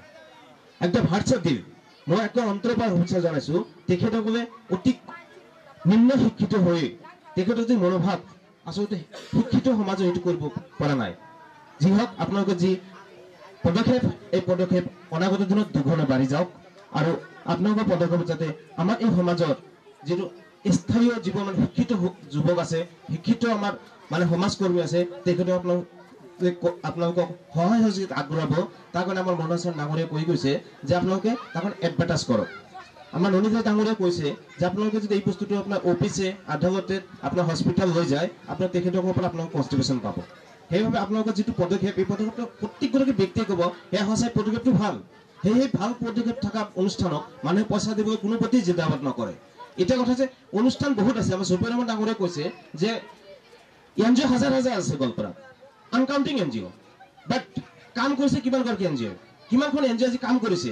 সেইদিনাখন আমি ডিচি অফিচত এটা আপডেট দেখিছোঁ যে 5খন নে 10খন এনজিঅ' লৈ গভৰ্ণমেণ্ট ডিচিয়ে মানে আছাম গভৰ্ণমেণ্টে সিহঁতক এই পাতৰ কাঁহী বাতি বনোৱা মেচিন প্ৰভাইড কৰিছে ফ্ৰী অফ কষ্ট দি দিছে। সেই এনজিঅ'বিলাকে কি কৰিব পাতৰ কাঁহী প্লাষ্টিক কাঁহী বনাব আৰু সিহঁতৰ বজাৰত বিক্ৰী কৰিব মানে সেই আত্মনিৰ্ভৰ গোটটোক যাতে সিহঁতে চলিব পাৰে এটা সৰু স্মল ব্যৱসায় কৰি চলিব পাৰে সেইভাৱে ডিষ্ট্ৰিক্ট এডমিনিষ্ট্ৰেশ্যনৰ ফালৰ পৰা তেখেতসকলক দিয়া হৈছে কিন্তু আপোনালোকে সেইটো বস্তু বিচাৰি নাযায় বা তাত নগৈ আপোনালোকে নিজাববীয়াকৈ যি পদক্ষেপ লৈছে সেই সমাজৰ কাৰণে বহুত প্ৰশংসনীয় এতিয়া সেই দেখিলো যে বহুত NGO আছে চৌধুৰী ৰহমান ডাঙৰীয়ে কোৱা মতে যে গভৰ্ণমেণ্ট প্ৰজেক্টৰ কাৰণেহে NGO বনায় প্ৰাইভেট NGO নবনায় আমাৰ ননীদাস ডাঙৰীয়ে কৈছে যে NGO মানে কিছুমানে বনাই থৈ দিছে যে গভৰ্ণমেণ্ট ফাণ্ড কেতিয়া আহিব আমি ফাণ্ডটো ইউটিলাইজ কৰিম আমি ফাণ্ডটো কালেক্ট কৰিম আৰু ইউটিলাইজ কৰিম কিন্তু আপোনালোকে যি গভৰ্ণমেণ্টৰ ফাণ্ডৰ প্ৰতি আগবাঢ়ি নাযায় তাৰ পিছত লাগি নাথাকি যি পকেটৰ ধন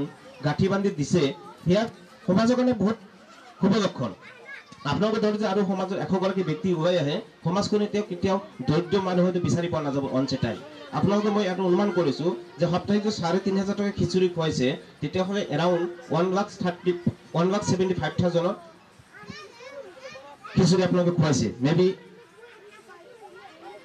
এক বছৰত তাৰ উপৰিও আপোনালোকে যি দুখীয়া মানুহক কাপোৰ কানি খাদ্য ঔষধ পাতি দিছে তাতে আপোনালোকে কৈছে যে আপোনালোকে 2.5 লাখ টকা ইতিমধ্যে খৰচা কৰিছে আৰু এই পইচাটো আপোনালোকে সৰু সৰু ব্যৱসায় কৰি এই তাৰ পৰা পইচাটো বুটুলি আপোনালোকে সেই খৰচা কৰিছে সেইভাৱে সমাজৰ কাৰণে এটা বহুত শুভ লক্ষণ এনেকুৱা মানুহ এনেকুৱা অনুষ্ঠানত আমাৰ সমাজৰ প্ৰত্যেককে ব্যক্তি কনষ্ট্ৰিবিউচন দিয়াটো উচিত আৰু আগবাঢ়ি আহি সহযোগ কৰা উচিত আৰু এই উক্ত সামৰি যিবোৰ ঘটনা বা যিবোৰ প্ৰতিঘটনা যিবোৰ কাম কাজ যিবোৰ মানে আজি এইখন মিটিঙৰ প্ৰি প্লান প্লেনিং যিবোৰ আমাৰ ওমৰ ফাৰুক ডাঙৰীয়া নেতৃত্বত হৈছে তেখেতৰ উপদেষ্টাত সেইকাৰণে তেখেতক মই অনাগত দিনত তেখেতক অনুৰোধ কৰিম যে তেখেতে যাতে অনাগত দিনত ইয়াতকৈ দুগুণ এই NGOখনত টাইম দিয়ক সময় দিয়ক যাতে NGOখন গোৱালপাৰাৰ পৰিচিত NGO হয় যেনে সকলোৱে জানে মই দেখিছোঁ গুৱাহাটীত এখন NGO আছিলে সিহঁতে মানে ৰাতি চেহেৰি আৰু ইফতাৰ বিনামূলীয়াকৈ খুৱায় কিন্তু সিহঁতে দেখিছোঁ সিহঁতে গোটেই গুৱাহাটীখনত সিহঁতৰ মানে QR কোড মাৰা আছিলে সেই QR কোডত দিনত যিমান টকা আহে যিমান টকা সিহঁতৰ এদিনত কালেকশ্যন হয় ৰোজাৰ মাহত তাতকৈ 4 ভাগৰ 1 ভাগৰ টকা খৰচ নহয় মানে এনেকুৱা আছিলে এটা সময়ত বিশেষকৈ ৰোজাৰ টাইমত আৰু আমাৰ সেইখিনি আছিলে আপোনালোকে এনে এটা কৰক যে প্ৰত্যেকটো অফিচে এনেকৈ এটা বক্স বনাওক সৰু সৰু বক্স বনাওক যে এনেকৈ মোৰ অফিচে এটা দি দিব এনেকুৱা যিবোৰ গভৰ্ণমেণ্ট অফিচ বা প্ৰাইভেট অফিচ আছে এনেকুৱা দি দিয়ক আপোনালোকে সিহঁতে কি কৰে আপোনালোকে শ্বপিং মলবিলাকত যাওক 2 টকা 5 টকা আজিকালি খুচৰা কোনো হ'ব নিবিচাৰে গৈ কিনে ড্ৰপ বক্সত পেলাই থৈ যাব আপোনালোকে সেইটো গৈ কিনে মাহৰ শেষত বা সাপ্তাহিক গৈ কিনে বুটলি আনিব পাৰিব এনেকুৱা ড্ৰপ বক্স বনাই আপোনালোকে প্ৰাইভেট অফিচ গভৰ্ণমেণ্ট অফিচ হওক য'ত মানে কি যে খুচৰা পইচা ট্ৰানজেকশ্যন হয় সেইবোৰ এৰি দিয়ক ডাঙৰ ডাঙৰ দোকান আছে সেইবোৰ এৰি দিয়ক যে 1 টকা 2 টকা কোনো হ'ব নিবিচাৰে সাধাৰণতে সেইটো দি থৈ যায় আমি যেতিয়া বিশাল যাওঁ বা ক'ৰবাত যাওঁ শ্বপিং মলত যাওঁ সাধাৰণতে খুচৰা পইচা থাকিলে সন্মুখত এটা বিকাই থাকে তাক আমি দি থৈ আহোঁ যাতে আমি তাতে পেলাই থৈ আহিব পাৰোঁ আপোনালোকে তাতো কৈ দিব এইটো হ'ল আপোনালোকৰ NGOখন উপদেশ কি হ'ব ভাল হ'ব আৰু মই উপদেষ্টাগৰাকীক ক'ম যে তেনেকুৱা পদক্ষেপ যদি লয় আপোনালোকে NGOখন আগবাঢ়ি যাব যিকি নহওক আজিৰ এই সভাত মোৰ সভাপতিগৰাকী যদি কিবা ভুল ক্ৰুটি ৰৈ গৈছে প্ৰত্যেকৰ সদস্যৰ পৰা মই ক্ষমা খুজিছোঁ ভুল হয় মই আপোনালোকে মাফ কৰি দিব সৰ্বশেষত আজিৰ এই অনুষ্ঠানত আজিৰ এই 21 শতিকাৰ সময়ত ব্যস্ততা জীৱনৰ মাজত ননীদাস ডাঙৰীয়া আমাৰ মাজত আহি যিখিনি সময় আমাৰ মাজত দিছে সেইবাবে তেখেতৰ মানটোক ধন্যবাদ জনাইছোঁ সেইগৰাকী ব্যক্তি যিগৰাকী ব্যক্তি এইখন সমাজৰ সমস্ত সমাজসেৱক তথা এইখন ঈদগাৰ সভাপতি মনোহৰ সিং ডাঙৰীয়া তেখেত আহি আমাৰ মাজত যি মূল্যৱান সময় আমাৰ মাজত এই মঞ্চত দিছে সেইবাবে তেখেতক মই আন্তৰিক ধন্যবাদ জনাইছোঁ তেখেতৰ সুস্থতা কামনা কৰিছোঁ তেওঁৰ স্বাস্থ্য পাতি কামনা কৰিছোঁ সাংবাদিক জাকিৰ হোসেন ডাঙৰীয়া এক ব্যৱসায় থকা সত্ত্বেও তেখেতে যি নিউজৰ লগত ব্যস্ততা জীৱনৰ মাজতো সামৰি দিনটো পাৰ কৰাই তেনে ব্যস্ততাৰ মাজতো আমাৰ মাজত আহি যি সময় দিছে সেয়া জাকিৰ হোসেনক মই ধন্যবাদ জ্ঞাপন কৰিছোঁ ধন্যবাদ জ্ঞাপন কৰিছোঁ ছফিয়াৰ ৰহমান ডাঙৰীয়াক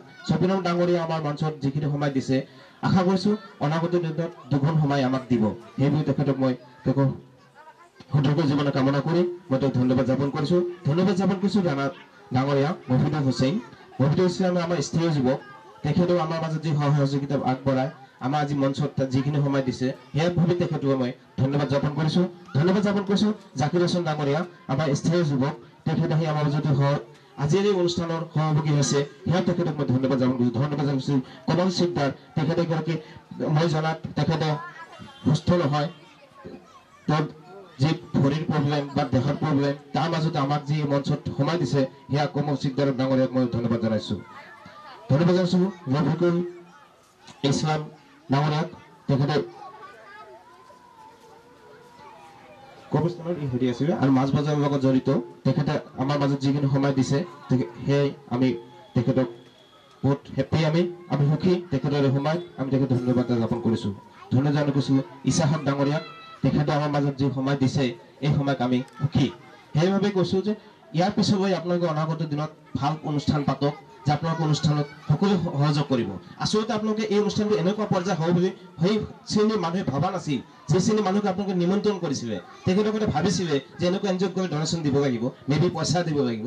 সেইকাৰণে কিছুমান ব্যক্তি মেবি মোৰ পাৰ্চনেল থিংকিং যে সেইভাৱে অহা নাছিলে। কিন্তু আজিৰ এই নিউজটো যে তেনেকৈ সেই সৰ্বসাধাৰণ ৰাইজখিনি গম পাই যাব, পৰৱৰ্তী অনুষ্ঠানত আপোনালোকৰ এনজিঅ'ত সহযোগিতা কৰিব বুলি আশাবাদী। সেই কৈ আজিৰ ইতিমধ্যে আমাৰ মাজত বহুত ভিন্ন ভিন্ন ব্যক্তি আহিছে, বহুত টাইম হ'ল। সেইবাবে আমাৰ অনুষ্ঠান দীঘলীয়া নকৰি আজিৰ অনুষ্ঠান সামৰি মাৰিম। সেয়াই পুনৰবাৰ কৈছোঁ, মই আজিৰ সভাৰ সভাপতিৰ কৰোঁতে মোৰ কিবা ভুল ত্ৰুটি ৰৈ গ'লে আপোনালোকক ক্ষমা কৰিব। আজিৰ অনুষ্ঠানৰ মঞ্চৰ প্ৰত্যেকগৰাকী ব্যক্তিক মই কৰযোগে অনুৰোধ কৰিছোঁ, আপোনালোকৰ যি ভাৱধাৰণা সেই ভাৱধাৰণাৰ প্ৰতি সন্মান জনাই আপোনালোকে এনজিঅ'ৰ প্ৰতি অকণমান চকু মেলি যদি চাই এনজিঅ'টো আগবাঢ়ি যাব।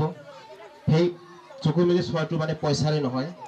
আপোনালোকে যদি দুই এষাৰ কৈছে, আজি যেনেকৈ কৈছে, আপোনালোকে তেনেকৈ যদি অনাগত দিনত তেনেকৈ সকলক যদি এডভাইচ দিয়ে, সপ্তাহত জাকিৰ হোসেন ডাঙৰীয়াই কৈছিলে সপ্তাহত এদিন নহয় দুদিন খানা কেনেকৈ দিব পাৰি, সেইটো যিটো কথা তেওঁ ক'লে। আমাৰ ৰঘুবীৰ ডাঙৰীয়াই কৈছে যে প্ৰত্যেক সপ্তাহত 500কে দিম, 500 টকাকৈ দিম। এনেকৈ ব্যক্তি আৰু ওলাই আহিব। আপোনালোকে অনুষ্ঠান পাতক, ওলাই আহিব। আপোনালোকে এটা বস্তু ৰাখিব যে আপোনালোকে সেই চাম মানুহকে অনুষ্ঠানত মাতক, যি চাম মানুহে আপোনালোকক সহায় কৰিব পাৰিব। সমাজৰ প্ৰতি কিবা এটা আজি মঞ্চত যিবোৰ মানুহ আছে, এই প্ৰত্যেকগৰাকী মানুহ সমাজৰ প্ৰতি দায়বদ্ধতা আছে। এই সমাজৰ প্ৰতি দায়বদ্ধতা ৰক্ষাৰ খাতিৰত তেখেতে আজি এখন মঞ্চত আহিছে। আৰু যিবোৰ ব্যক্তি সমাজৰ প্ৰতি দায়বদ্ধতা নাই, সেইসকল আজি ব্যক্তি আজি আমাৰ মঞ্চত অহা নাই। কিন্তু সেইসকল ব্যক্তিক আমি বুজা উচিত যে এনজিঅ'খন কি আৰু আমি কি পদক্ষেপ আমি কি কৰিব ওলাইছোঁ। এই ইণ্ডামেণ্টৰ কথা হয় আজিৰ মঞ্চত আমাৰ যিবোৰ সদস্য ব্যক্তি আমাক সহযোগ কৰিছে, আই মাতৃসকলে যিবোৰ আমাৰ মঞ্চত সহযোগ কৰিছে, প্ৰত্যেকটো ব্যক্তিক শুভেচ্ছা জনাই আজিৰ এই মঞ্চ আজিৰ এই সভা শেষ কৰিছোঁ। ইয়াৰ পিছতে প্ৰত্যেকগৰাকীয়ে এইটো লঘু আহাৰৰ ব্যৱস্থা কৰিছে এনজিঅ'ৰ ফালৰ পৰা। আপোনালোকে সকলোৱে লঘু আহাৰ গ্ৰহণ কৰিয়ে ইয়াৰ পৰা বস্তু কৰিব। ধন্যবাদ।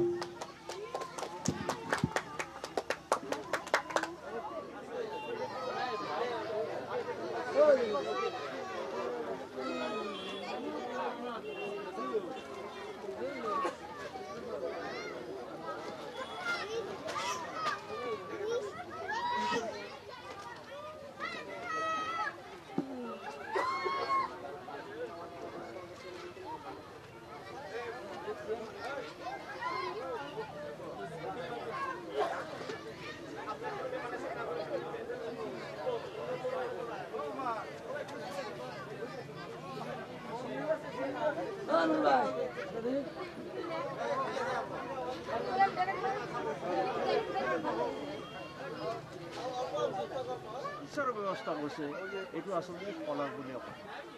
আৰু আশা কৰিছোঁ যে এই এনজিঅ'ই এটা সমাজৰ মাজত যাতে ব্যাপক এটা প্ৰচাৰ লাভ কৰে। আৰু এই এনজিঅ'টোকো চৰকাৰে বা যিবিলাক আমাৰ ব্যৱসায়িক প্ৰতিষ্ঠান আছে, আজি গোৱালপাৰাত বহুত আছে, ব্যক্তিগত শিক্ষানুষ্ঠান আছে, যিবিলাক আপোনাৰ নাৰ্ছিং হোম আছে বা আপোনাৰ যিবিলাক ব্যৱসায় আছে, তেওঁলোকে দিব পাৰে। কাৰণ তেওঁলোকে অংশ দিব পাৰে। আজি আমাৰ মৰ্ণে অঞ্চলত যিবিলাক ইণ্ডাষ্ট্ৰী আছে, বহুত ইণ্ডাষ্ট্ৰী আছে, তেওঁলোকৰ এটা অংশ এওঁলোকে দিব পাৰে। কিন্তু এইটো প্ৰচাৰ হ'ল, গতিকে এওঁলোকে যিটো আজি কাম কৰিছে আমাৰ গোৱালপাৰাত বা অসমতো বৰ্তমানে গতিকে আশা ৰাখিছে যে অহা দিনত এই এনজিঅ'বিলাকে যিবিলাক আমাৰ মানুহৰ কাপোৰ চাপোৰ আছে সেইবিলাকো আনিব, আৰু যিবিলাক বিয়া বাৰু যিবিলাক যিবিলাক বস্তু অযথা যাতে তেওঁলোকে নষ্ট নকৰে, এই এনজিঅ'কে দান কৰে, তাৰ কাৰণে আহ্বান জনাইছোঁ আৰু ভৱিষ্যতে বহুত উজ্জ্বল কামনা কৰিছোঁ।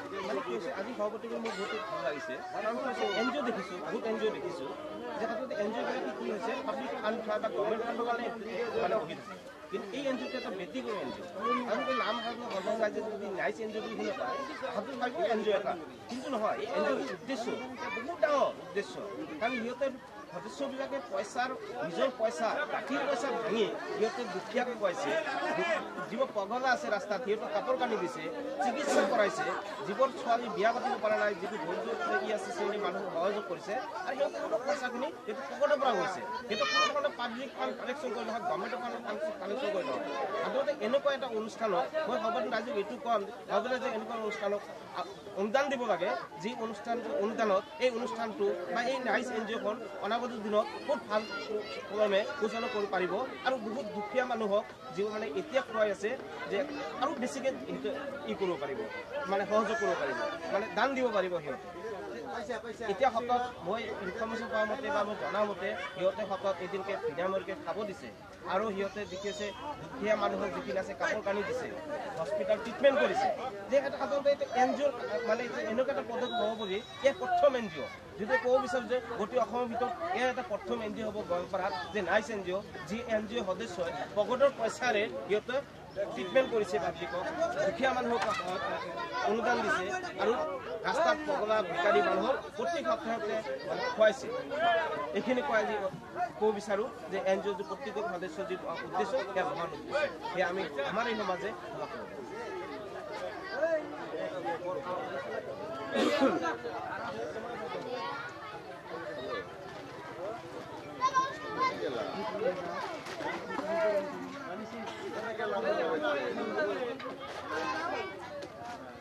সব আছে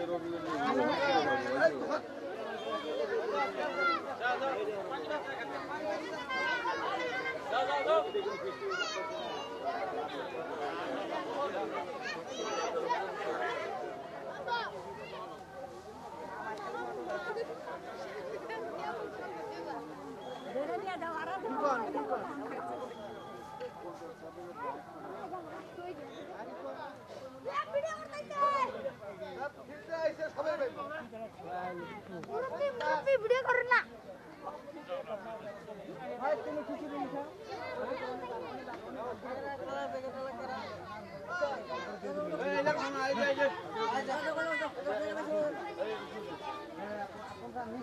শুটিং কোন দিকে বলে